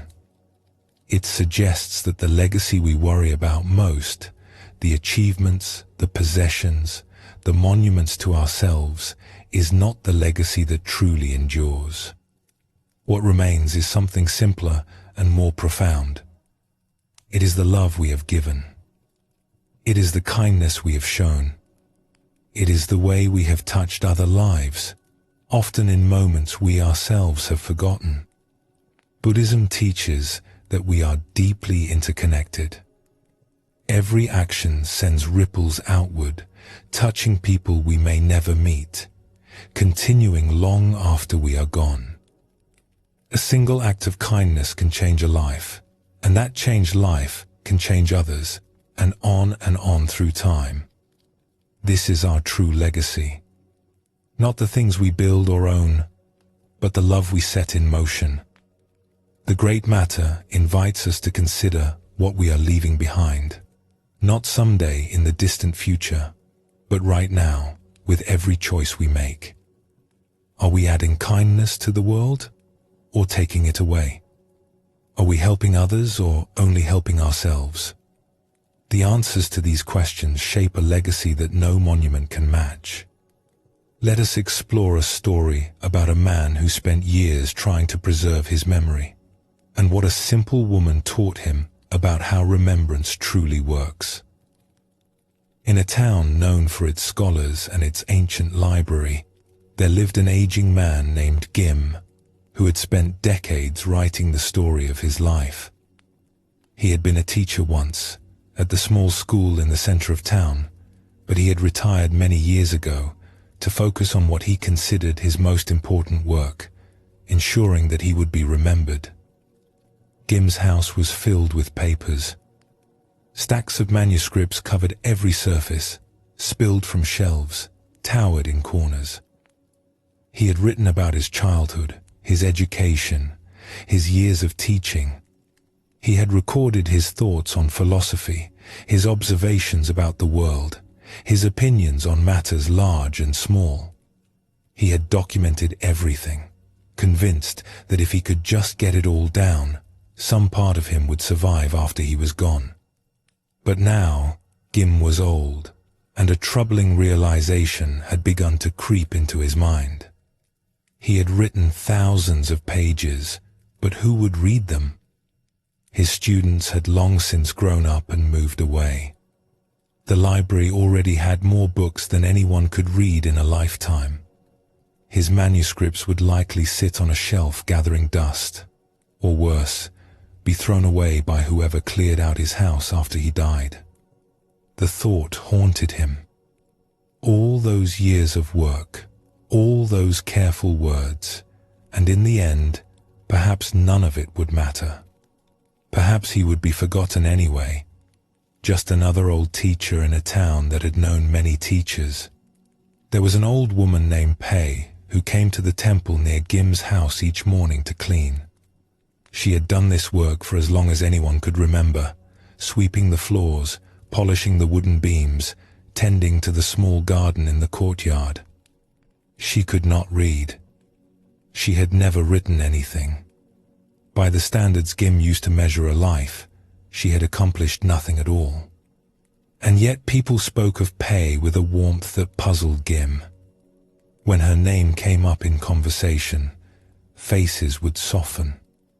People would share small stories about her, moments of kindness they had received, words she had spoken that had stayed with them. She seemed to be woven into the fabric of the town in a way that Gim, for all his writing, was not. One morning, Gim found himself walking to the temple. He was not sure why. Perhaps he was lonely. Perhaps he was hoping to find some answer to the question that plagued him. He found Pei in the courtyard, sweeping fallen leaves with a worn bamboo broom. "Good morning," he said. She looked up and smiled. Her face was deeply lined, her hair completely white, but her eyes were bright and present. "Good morning. You are the teacher who writes all the books. You know of me? Everyone knows of you. You have been writing for many years. People say you are trying to capture your whole life in words." Gim felt a flush of pride, followed quickly by the familiar anxiety.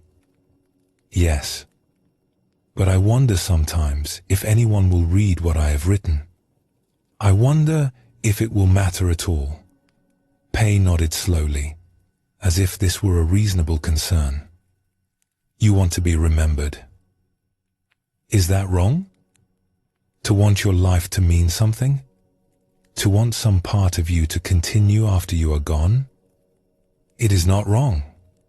It is very human." She continued sweeping, her movements slow and rhythmic. "But may I tell you something I have noticed in all my years of cleaning this temple? Please. Many learned people have passed through here. Scholars and teachers and monks who wrote many books and gave many lectures. Their names are recorded in the temple archives. Their writings sit on the library shelves." She paused and looked at him directly. "But when people come to this temple and speak of those who have touched their lives, they do not speak of the scholars. Who do they speak of? They speak of small kindnesses. They speak of the monk who noticed they were hungry and brought them food. They speak of the teacher who saw they were struggling and stayed late to help them. They speak of the stranger who smiled at them on a dark day and made them feel less alone." She smiled gently. "They speak of moments that the giver probably forgot, but the receiver never did." Gim was quiet for a moment. He thought of all the pages he had written, all the careful documentation of his life. He had recorded his achievements, his thoughts, his opinions. But had he recorded the moments that actually mattered? Did he even remember them? Your teacher, Pei said. The one who taught you to read. Do you remember him? Gim thought back, decades back, to the small school where he had first learned his letters. Yes. His name was Master Yun. What do you remember about him? Gim searched his memory. He was patient. When I struggled with a difficult character, he did not scold me. He sat beside me and guided my hand until I understood. The memory was vivid, more vivid than he expected. Once, when I was sick and fell behind the other students, he came to my house in the evenings to help me catch up. He did not have to do that. He had his own family, his own work. But he came anyway, night after night, until I was caught up. Another memory surfaced, one he had not thought of in decades. And there was a day when some older boys were tormenting me. They were calling me names, pushing me, making my life miserable. Master Yun saw it happening. He did not just stop them. He sat down with me afterward and talked to me. He told me that my worth did not depend on what others thought of me. He said that kindness and persistence would carry me further than any cruelty could hold me back. Gim's voice grew quieter. I have never forgotten that conversation. I think about it still, when I am feeling low. His words stayed with me for over 60 years. Did Master Yun write books about himself? No, I do not think so. And yet you remember him. Decades later, you remember his kindness, his patience, his willingness to help a struggling student. That is his legacy. Not words on a page, but the way he treated you. And perhaps the way you, in turn, have treated others because of what he showed you. Gim felt something shifting in his chest. He thought about his own years of teaching before he had retired to write. Had he been patient with struggling students? Had he stayed late to help those who were falling behind? He could not quite remember. He had been so focused on the content, on the curriculum, on preparing students for examinations. He was not sure he had been truly present for them as people. I have been writing about the wrong things, he said slowly. I have been trying to preserve facts and events. But what lasts is not facts and events. It is how we made people feel. Pei nodded. I cannot read. I have never written a word. When I die, there will be no record of my life. But I have swept this courtyard for 40 years, and in that time, I have spoken with many people. I have listened to their troubles. I have smiled at them when they looked sad. I have remembered their names, their children's names, the things that mattered to them. She gestured at the temple around them. This is my book. These walls, this courtyard, the faces that have passed through. I have written my life in how I have treated people. That is the only story that lasts. Gim walked home slowly that afternoon. He looked at the stacks of manuscripts that filled his house, the thousands of pages he had written. They suddenly seemed less important than they had before. Not worthless, but not the point either. He began to think differently about legacy, not as something he could capture in words and leave behind, but as something he was creating every day, with every interaction, with every choice to be kind or unkind, patient or impatient, present or absent. In the time he had remaining, he began to live differently. He stopped writing so obsessively and started visiting people. He looked up old students and asked about their lives. He sat with neighbors and listened to their stories. He went to the temple not to find answers for himself, but to help pay with her sweeping. When Gim died some years later, most of his manuscripts were indeed forgotten. They sat on a shelf in the library for a time, and eventually they were moved to a storeroom where no one visited. The carefully preserved facts of his life faded from memory. But people remembered the old teacher who had visited them in his final years. They remembered how he had listened, how he had asked about their children, how he had seemed genuinely interested in their lives. They remembered his kindness, even when they forgot his name. And in this way, without having written a single word about it, he left behind the only legacy that truly endures. This story shows us something that Zen has always understood. The legacy we worry about is usually not the legacy that matters. We concern ourselves with achievements and records, with monuments and memoirs. But what actually continues after we are gone is something simpler. The way we treated people, the kindness we showed, the love we gave. Buddhism teaches that all conditioned things are impermanent. Books decay. Monuments crumble. Names are forgotten. But kindness has a different quality. It passes from person to person, changing form but never quite disappearing. The patience someone showed us becomes the patience we show others. The love we received becomes the love we give. This is the true inheritance, and it requires no writing, no documentation, no effort to preserve. The Great Matter asks us to consider what we are leaving behind right now. Not someday, when we are old and looking back, but today. Every interaction is an opportunity to add to our true legacy. Every moment of kindness sends ripples forward through time. Let us explore a story about a woman who discovered that her father's life was not what she had believed, and what she learned about the nature of true success. In a city where merchants gathered from many lands, there lived a woman named Aya who had recently buried her father.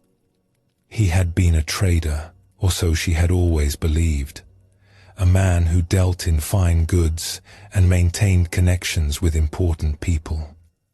He had dressed well, spoken confidently, and seemed to move through the world with the ease of someone who had achieved what he set out to achieve. Aya had been proud of her father. She had admired his success, his status, the respect that others seemed to show him. When he died, she expected to find evidence of this success among his belongings, records of profitable trades, letters from important clients, savings that reflected a life of accomplishment. Instead, she found almost nothing. His rooms contained few possessions. His records showed a long series of failed ventures, debts that had been paid off slowly over decades, businesses that had started with promise and ended with nothing. The fine clothes he wore had been his only ones, carefully maintained to create an impression that did not match reality. The ease she had seen in him was not the ease of success. It was something else, something she did not understand. Aya felt the ground shifting beneath her. The father she thought she knew seemed to dissolve, replaced by a stranger. Who had he really been? What had his life really meant? She felt ashamed of him, and then ashamed of her shame, and then simply confused. She began to visit the places her father had frequented, hoping to understand. She went to the markets where he had traded, to the tea houses where he had met with clients, to the temple where he had sometimes gone to sit quietly. And everywhere she went, she heard the same thing. "You are Wada's daughter? I am so sorry for your loss." People she had never met spoke her father's name with warmth. They asked how she was coping. They wanted to tell her things. An old merchant in the textile district told her about a time, many years ago, when he had lost everything in a fire. "Your father gave me a loan to start again. He said he had done well that year and could spare it. I learned later that he had done poorly that year, that he himself was struggling. But he helped me anyway. I would not be here without him.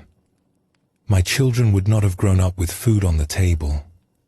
Everything I have built since then began with your father's kindness." A young woman who sold vegetables told her about a winter when her family had no food. "Your father brought us rice. He said someone had given him too much, and he did not want it to go to waste. But we knew he had bought it himself. He came not once, but many times that winter. He never asked for anything in return. He never even mentioned it again. When I tried to thank him years later, he pretended not to remember."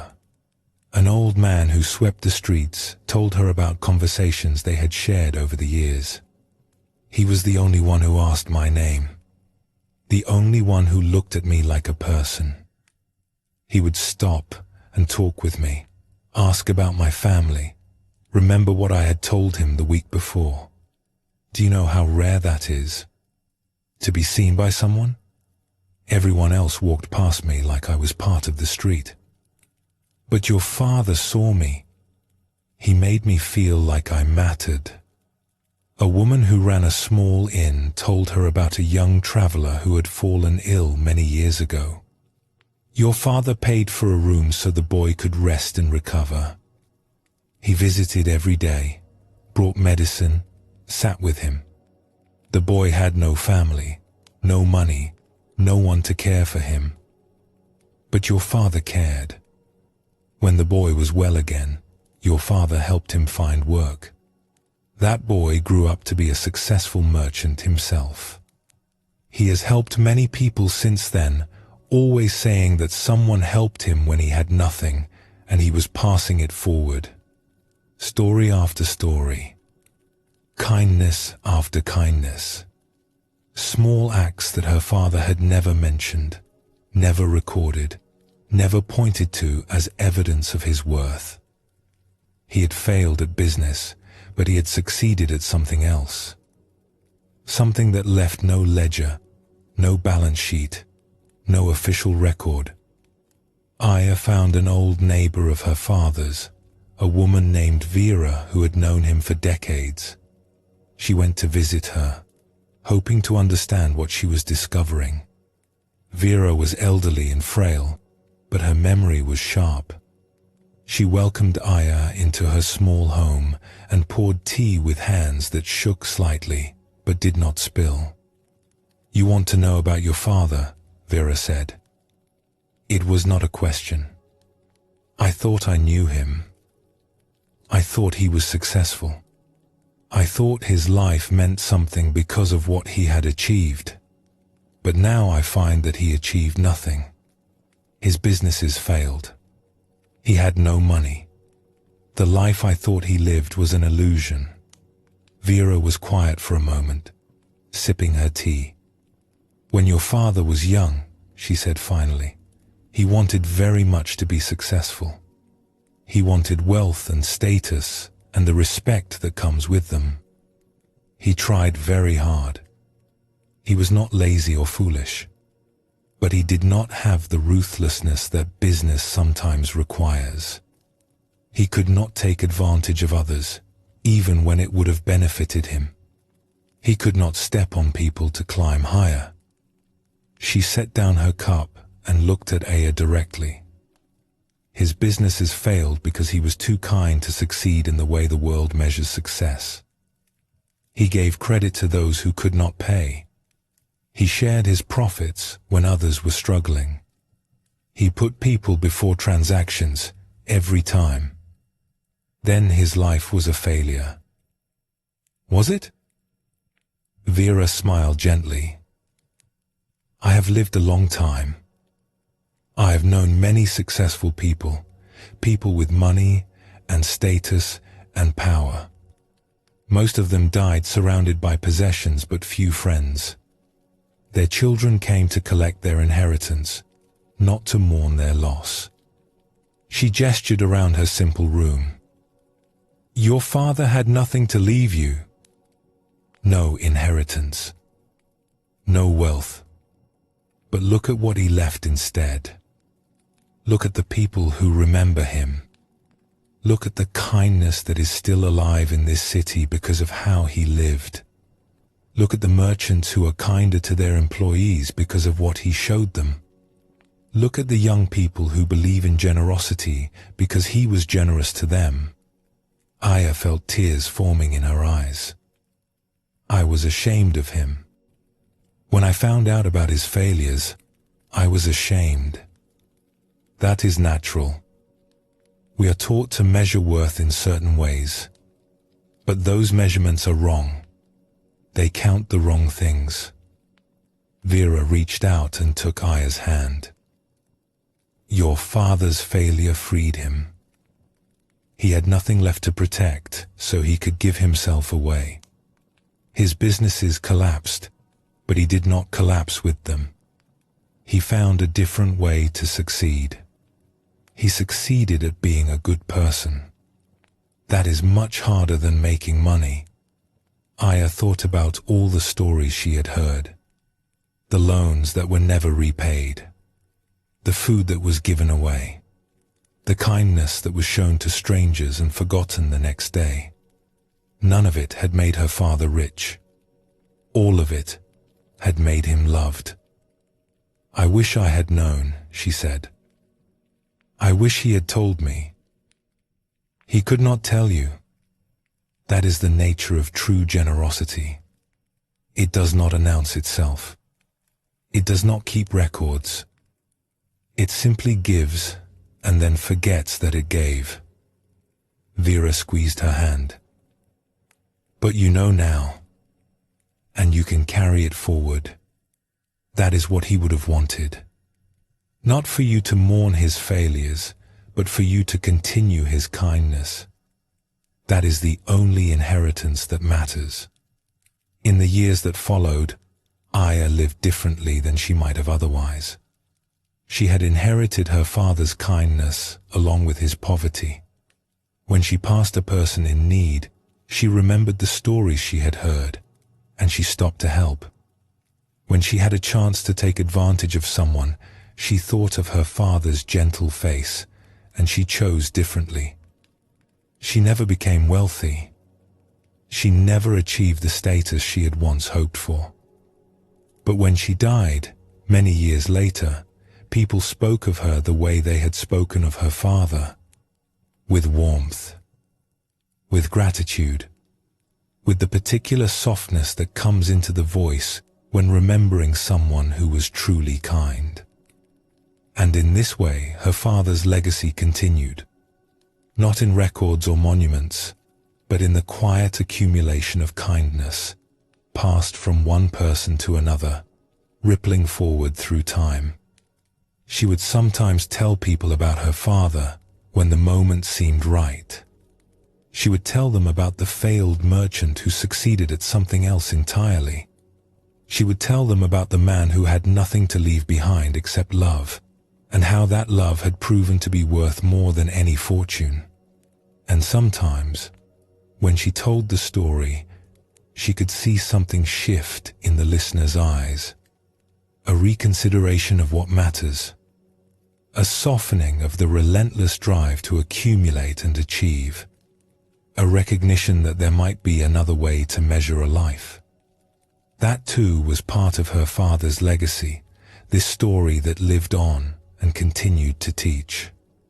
He had written nothing, achieved nothing. The world would count as success. But his life was still speaking, still changing how people thought about what mattered, still sending ripples of kindness forward into futures he would never see. Zen teaches that what we accumulate in this life cannot be taken with us. Wealth, status, possessions, all of these remain behind when we go. But love is different. Love continues in the hearts of those we have touched. Kindness lives on in the people who received it and pass it forward to others. The Great Matter asks us to reconsider what we value. The world tells us to seek success, measured in money and power and recognition. But when we contemplate our mortality honestly, these measures often seem hollow. What remains, what actually continues after we are gone, is the love we have given and the kindness we have shown. Buddhism speaks of merit, the positive energy that our good actions create. This merit does not disappear when we die.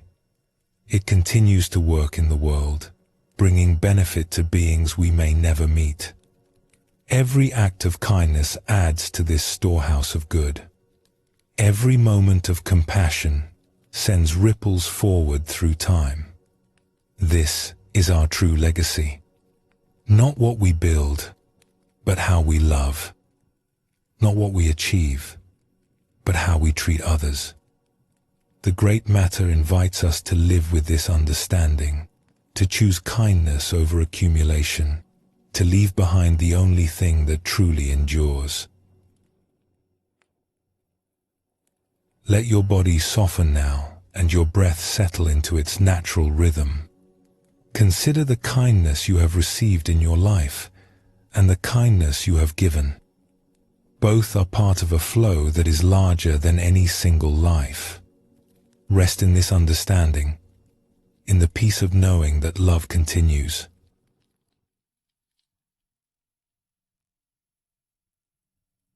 We have traveled far together through this teaching. We have seen how awareness of our mortality can awaken us to the preciousness of life. We have learned how death can be a teacher rather than an enemy, how urgency can free us from postponement, how we can live without the burden of regret. We have discovered that life and death are not opposites, but part of one continuous flow, and that our true legacy is the love we give rather than the things we accumulate. Now we come to the heart of it all. After all the understanding, after all the stories and reflections, what remains is something very simple. The Great Matter asks us to make peace with existence as it is. Not to fight against impermanence, not to pretend that death is not real, but to accept these truths fully and discover the freedom that lies on the other side of acceptance. This peace is not resignation. It is not giving up or becoming passive. It is a deep alignment with reality, a willingness to say yes to life as it actually is, rather than demanding that it be something else. When we stop fighting against the truth of our mortality, something remarkable happens. We become more alive, not less.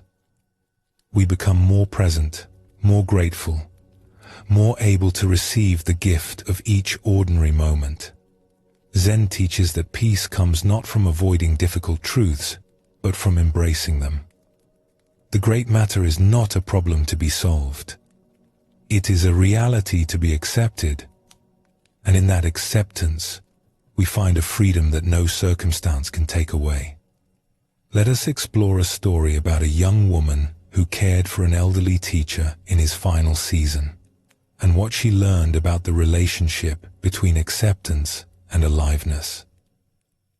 In a quiet hermitage at the edge of a forest, where the trees grew tall and the silence was deep, there lived an elderly monk named Zen, who had practiced for over 60 years. He had come to the hermitage as a young man, full of questions and longing, and he had stayed through all the seasons of his life, watching the forest change around him while something in him slowly ripened. Now Zen was very old. His body had grown frail, his movements slow. He could no longer walk to the stream to fetch water or gather wood for the fire. The other monks at the main temple, a day's journey away, had sent a young woman named Kira to care for him in what everyone understood would be his final months. Kira was 23 years old and had been practicing at the temple for only 2 years. She had volunteered for this assignment because she thought it would be meaningful, a chance to learn from a great teacher before he passed. But she had also been afraid. She had never been close to death before. She did not know what to expect, what she would feel, how she would cope with watching someone fade. When she arrived at the hermitage, she found Zen sitting on the small porch, looking out at the forest. The autumn light was golden, filtering through leaves that were just beginning to turn. He looked up at her approach and smiled, and his smile was so warm, so genuinely welcoming, that her fear eased a little. "You are Kira," he said. "They told me you were coming. Thank you for making the journey. I am honored to be here, Master Zen." He gestured for her to sit beside him. "No need for titles. Just Zen is fine. We will be living together for a while. We should be comfortable with each other." In the days that followed, Kira settled into the rhythm of caring for the old monk. She prepared his meals, kept the hermitage clean, helped him walk when he wanted to move around. The work was simple but constant, and she found herself falling into it with a kind of peace she had not expected. But what surprised her most was Zen himself. She had expected sadness, perhaps even despair. She had imagined that someone facing the end of their life would be withdrawn, melancholy, focused inward on their approaching death. Instead, Zen seemed more alive than anyone she had ever met. He noticed everything: the quality of the morning light, the sound of birds in the trees, the taste of the simple rice she prepared. He would pause in the middle of a conversation to watch a leaf fall, following its descent with complete attention, as if it were the most fascinating thing in the world. "You seem so happy," Kira said one afternoon. They were sitting on the porch again, watching the shadows lengthen across the clearing. "I do not understand. You know that you are dying. How can you be so peaceful?" Zen was quiet for a moment, considering the question with the same attention he gave to falling leaves. "For most of my life," he said finally, "I was preparing for something that was always in the future. When I was young, I was preparing to become a monk. When I became a monk, I was preparing for deeper understanding. When understanding came, I was preparing for enlightenment. Always there was something ahead of me, something I was moving toward, something that would happen later." He picked up a fallen leaf from the porch and turned it in his gnarled fingers, examining its colors, its veins, its perfect imperfection.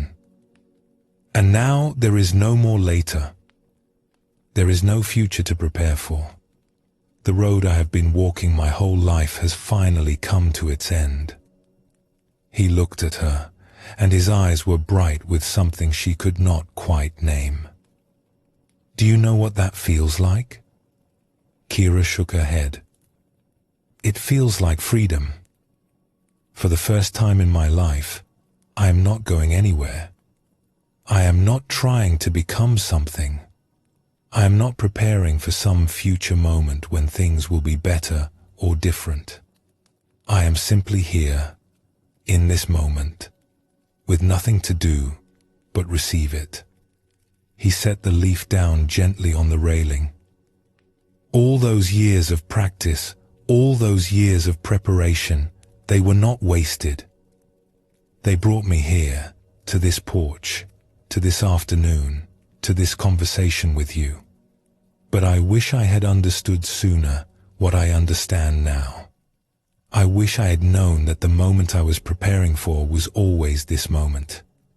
The life I was waiting for was always this life. I did not need to wait. I only needed to stop preparing and start living. Kira felt something stir in her chest. But how can you not be afraid, knowing that the end is so close? I did not say I was never afraid. Fear comes sometimes, late at night when the darkness feels very deep. But fear is not the whole of it. There is also this. He gestured at the clearing, the trees, the golden light. There is also the extraordinary gift of being alive right now, of being able to see this light, hear these birds, feel this air on my skin.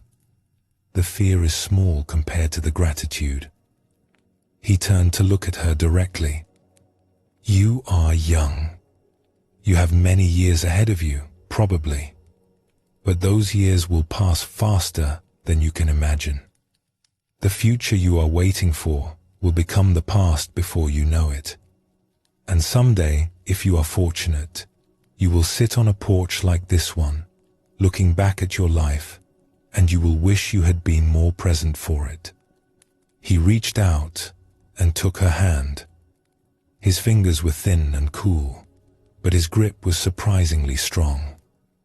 Do not make the mistake I made. Do not spend your life preparing for a moment that never arrives. The moment is always now. The life is always this one.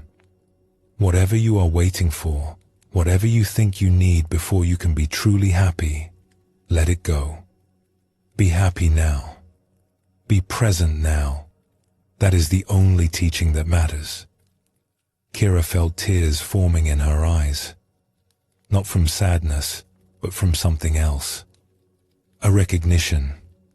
A sense of truth landing somewhere deep inside her. But I am young, she said. I have so much ahead of me. So many things I want to do, to learn, to become. How can I stop preparing when there is so much still to prepare for? Zan smiled gently. I did not say stop doing things. I did not say stop learning or growing or moving toward what calls you.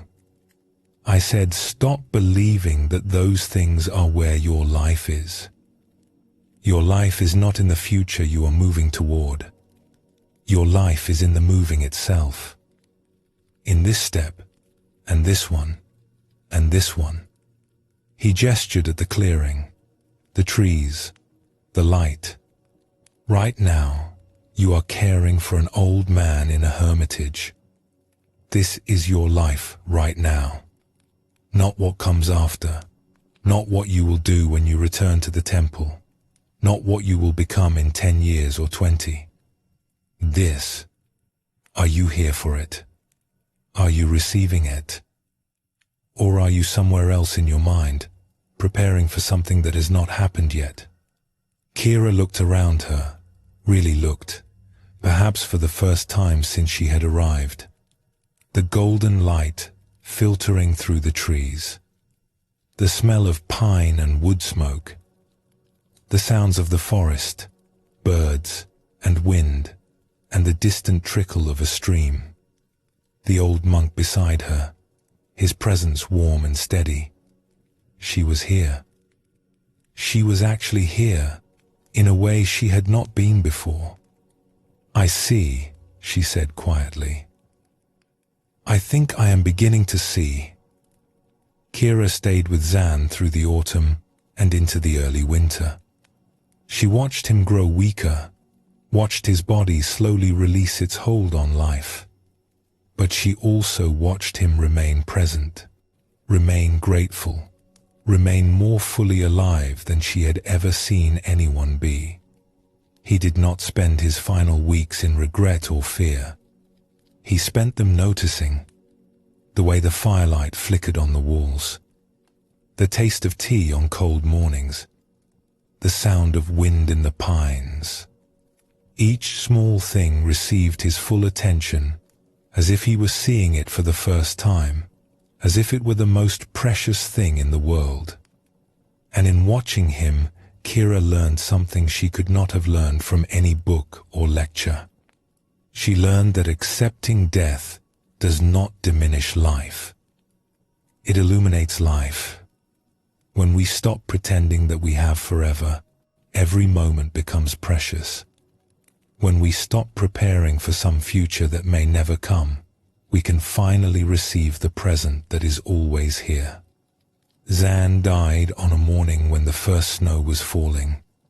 Kira was holding his hand, and she felt the moment when his breath simply stopped, when the presence that had been there was no longer there. She cried because she had come to love him, because she would miss him, because death is sad even when it is peaceful. But she also felt something else, a kind of quiet joy that she did not expect. He had shown her how to die, which was really how to live. He had given her a teaching that would stay with her for the rest of her days. And in that giving, he had not ended. He had continued, in her, in how she would live, in what she would teach others. She buried his ashes beneath the trees he had loved, and she sat for a long while in the silence of the hermitage, feeling the snow fall around her, feeling the simple miracle of being alive. This story shows us what it looks like to make peace with the great matter. Zan did not overcome death or escape it. He accepted it, and in accepting it, he found a freedom that had eluded him his whole life. The preparation could finally end. The future could finally release its hold. There was only now, precious and complete. Zen teaches that acceptance is not defeat. It is alignment with reality. When we stop fighting against the truth of impermanence, we discover that the peace we were seeking was available all along. We were just too busy struggling to receive it. The Buddha taught that clinging causes suffering. We cling to life, to youth, to the way things were, to the hope that things will not change. And this clinging creates tension, anxiety, a constant resistance to what is. When we let go of this clinging, not by becoming indifferent, but by accepting what is true, we find a peace that does not depend on circumstances. The great matter is not asking us to like death or to welcome suffering. It is asking us to stop pretending that life is other than it is. And when we do, we find that the life we have is more than enough. It is extraordinary. It is a gift beyond measure. Let us explore a tale about a man who spent his life seeking enlightenment and what he found when he finally stopped looking. In a region where mountains rose sharp against the sky and the air was thin and clean, there lived a man named Taro, who had spent his entire life searching for the truth. He had begun as a young man, when a great restlessness had awakened in him, a longing to understand what life meant, what death meant, what anything meant at all. He had studied with teachers. He had read the ancient texts. He had meditated in caves and monasteries and forest hermitages. He had crossed mountains and rivers, seeking anyone who might have the answer he was looking for. He had devoted himself completely to the search, giving up comfort, giving up security, giving up everything that most people held dear. And yet the answer had not come. Decades passed, and Taro remained unsatisfied. He had glimpsed things, touched things, understood things. But the final piece, the complete resolution of his questioning, remained just out of reach. There was always another teaching to explore, another practice to try, another teacher who might have what the others had lacked. Now Taro was old. His hair was white, his body worn from years of wandering and discipline. He had come at last to a small village at the foot of the mountains, too tired to continue his search, too honest to pretend that he had found what he was looking for. In this village lived a woman named Leah who kept a small tea house. She was not a teacher. She had never studied with anyone. She simply made tea and served it to whoever came through her door. But there was something about her that drew Taro's attention. A stillness, a presence, a quality of being fully where she was. He began to visit her tea house each day, sitting in the corner, watching her move through her work. She did not seem to be doing anything special. She boiled water. She measured leaves. She poured tea. But she did these things with a completeness, an attention that Taro had rarely seen in all his years of searching. One morning, when the tea house was empty except for the two of them, Taro asked if he could speak with her. "Of course," she said, setting a cup of tea before him. "I have spent my whole life searching for the truth," he said. "For enlightenment. For some understanding that would put an end to my questions, that would show me what life and death really mean. I have studied with great teachers and practiced difficult disciplines. But I have not found what I was looking for." He paused, looking down at the simple cup in his hands. "I am old now. I do not have much time left. And I am beginning to fear that I have wasted my life chasing something that does not exist." Leah was quiet for a moment. She refilled her own cup with careful attention, watching the tea flow from the pot. "What were you looking for, exactly?" "I do not know anymore. Something that would make sense of everything. Something that would take away the fear of death, the confusion about life. An experience or understanding that would be unmistakable, final, complete." "And you did not find it?" "I found many things. Moments of peace, glimpses of something larger, teachers who seemed to know something I did not. But nothing lasted. Nothing was final. The questions always returned." Leah nodded slowly. She took a sip of her tea, and Taro noticed how completely she seemed to be there for the sipping, how fully present she was for this small, ordinary act. "May I tell you what I have noticed?" she said. "In all my years of making tea, please, the people who come here looking for something special never find it. They drink the tea quickly, barely tasting it, already thinking about where they will go next, what they will try next. They are not here. They are somewhere else, in their minds, chasing something that is always ahead of them." She set down her cup and looked at him directly. "But sometimes someone comes who is not looking for anything. They sit down. They receive the tea. They taste it fully, feeling the warmth, the bitterness, the subtle sweetness. They are here, completely here, not wanting to be anywhere else. And these people, without trying, without seeking, without doing anything special at all, they seem to have what the others are searching for." Taro felt something tremble in his chest. "What do they have?" "Presence. Just presence. They are not somewhere else. They are not chasing something that is always out of reach. They are simply here, tasting tea, feeling the morning air, being alive in this moment." She smiled gently. "That is the only enlightenment I have ever seen. Not a special state, not a final answer. Just this, just being here." just receiving what each moment offers. Taro looked down at his tea. He had barely touched it. He had been so absorbed in his questions, his seeking, his desperation for answers, that he had not even tasted what was in front of him. He lifted the cup to his lips. He let the tea enter his mouth slowly.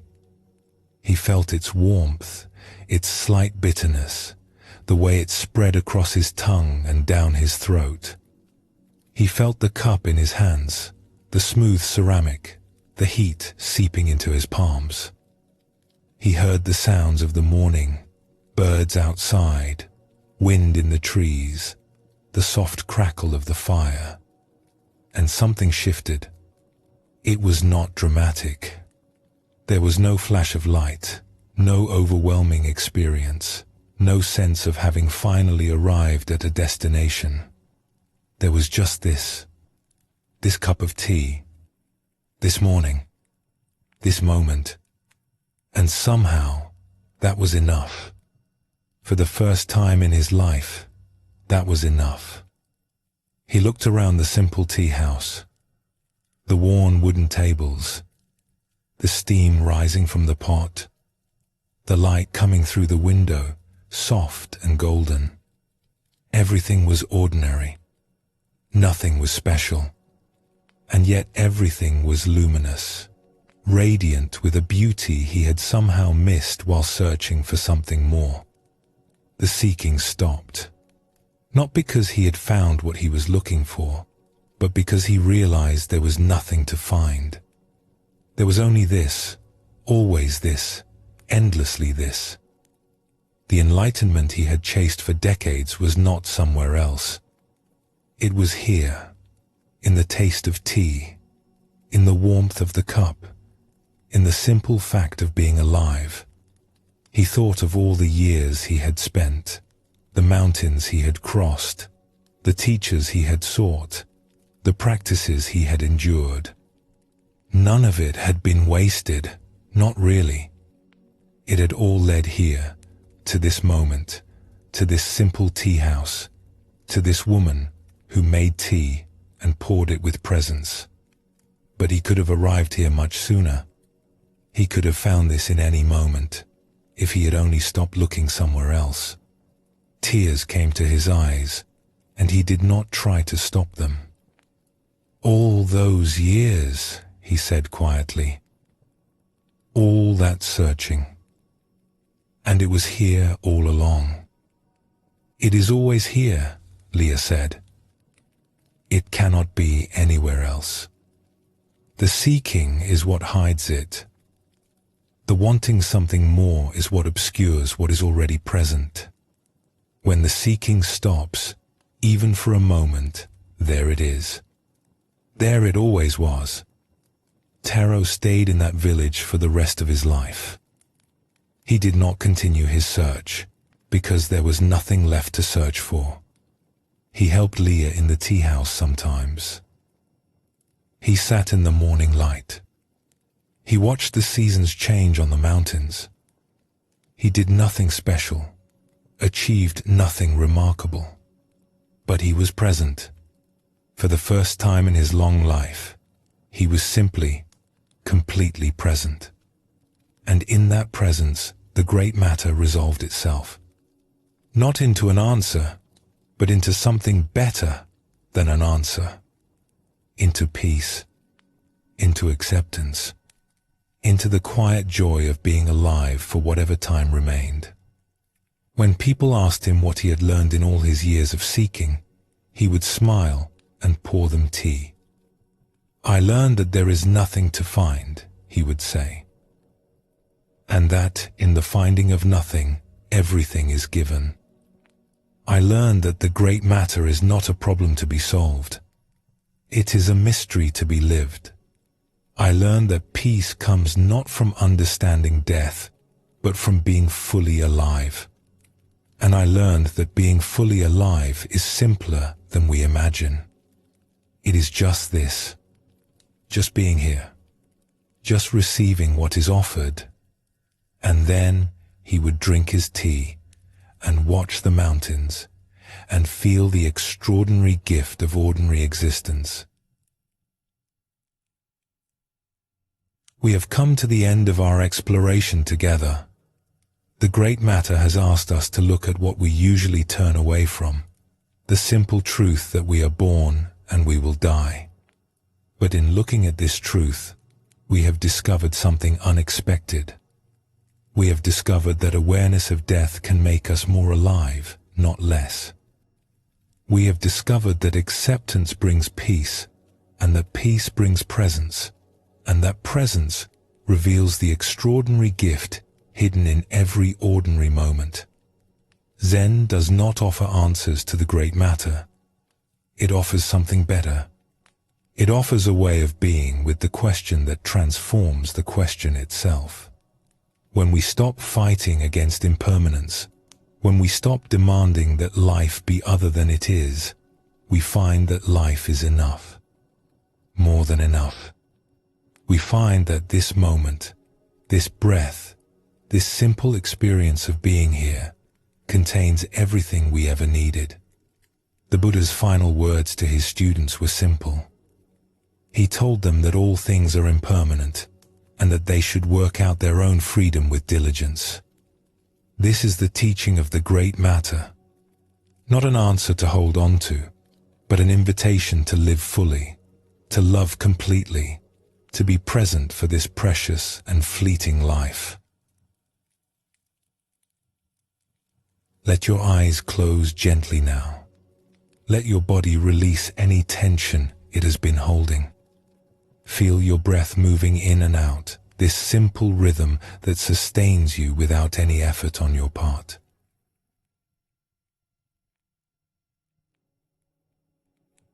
We have journeyed together through the Great Matter, this teaching that Zen considers the most important of all. We have explored the preciousness of this life and discovered how awareness of its brevity can awaken us rather than frighten us. We have seen how death can be a teacher, clarifying what truly matters and stripping away what does not. We have felt the urgency to live fully now, to stop postponing our presence until conditions improve. We have learned that living without regret means walking our chosen path completely, rather than always looking at roads not taken. We have discovered that life and death are part of one continuous flow, and that nothing is truly lost, only transformed. We have seen that our true legacy is not what we build or accumulate, but the love we give and the kindness we show. And we have found that peace comes not from solving the Great Matter, but from accepting it, from aligning ourselves with reality as it is, rather than demanding that it be something else. This life is brief and precious. The people we love will not be here forever. This moment will not come again. These are not reasons for despair. They are invitations to wake up, to pay attention, to receive the extraordinary gift that each ordinary moment offers. You do not need to fear death when you are truly living. And you can begin truly living right now, in this breath, in this awareness, in this simple fact of being here. Sleep well, and thank you for joining us here at Sleepy Monk.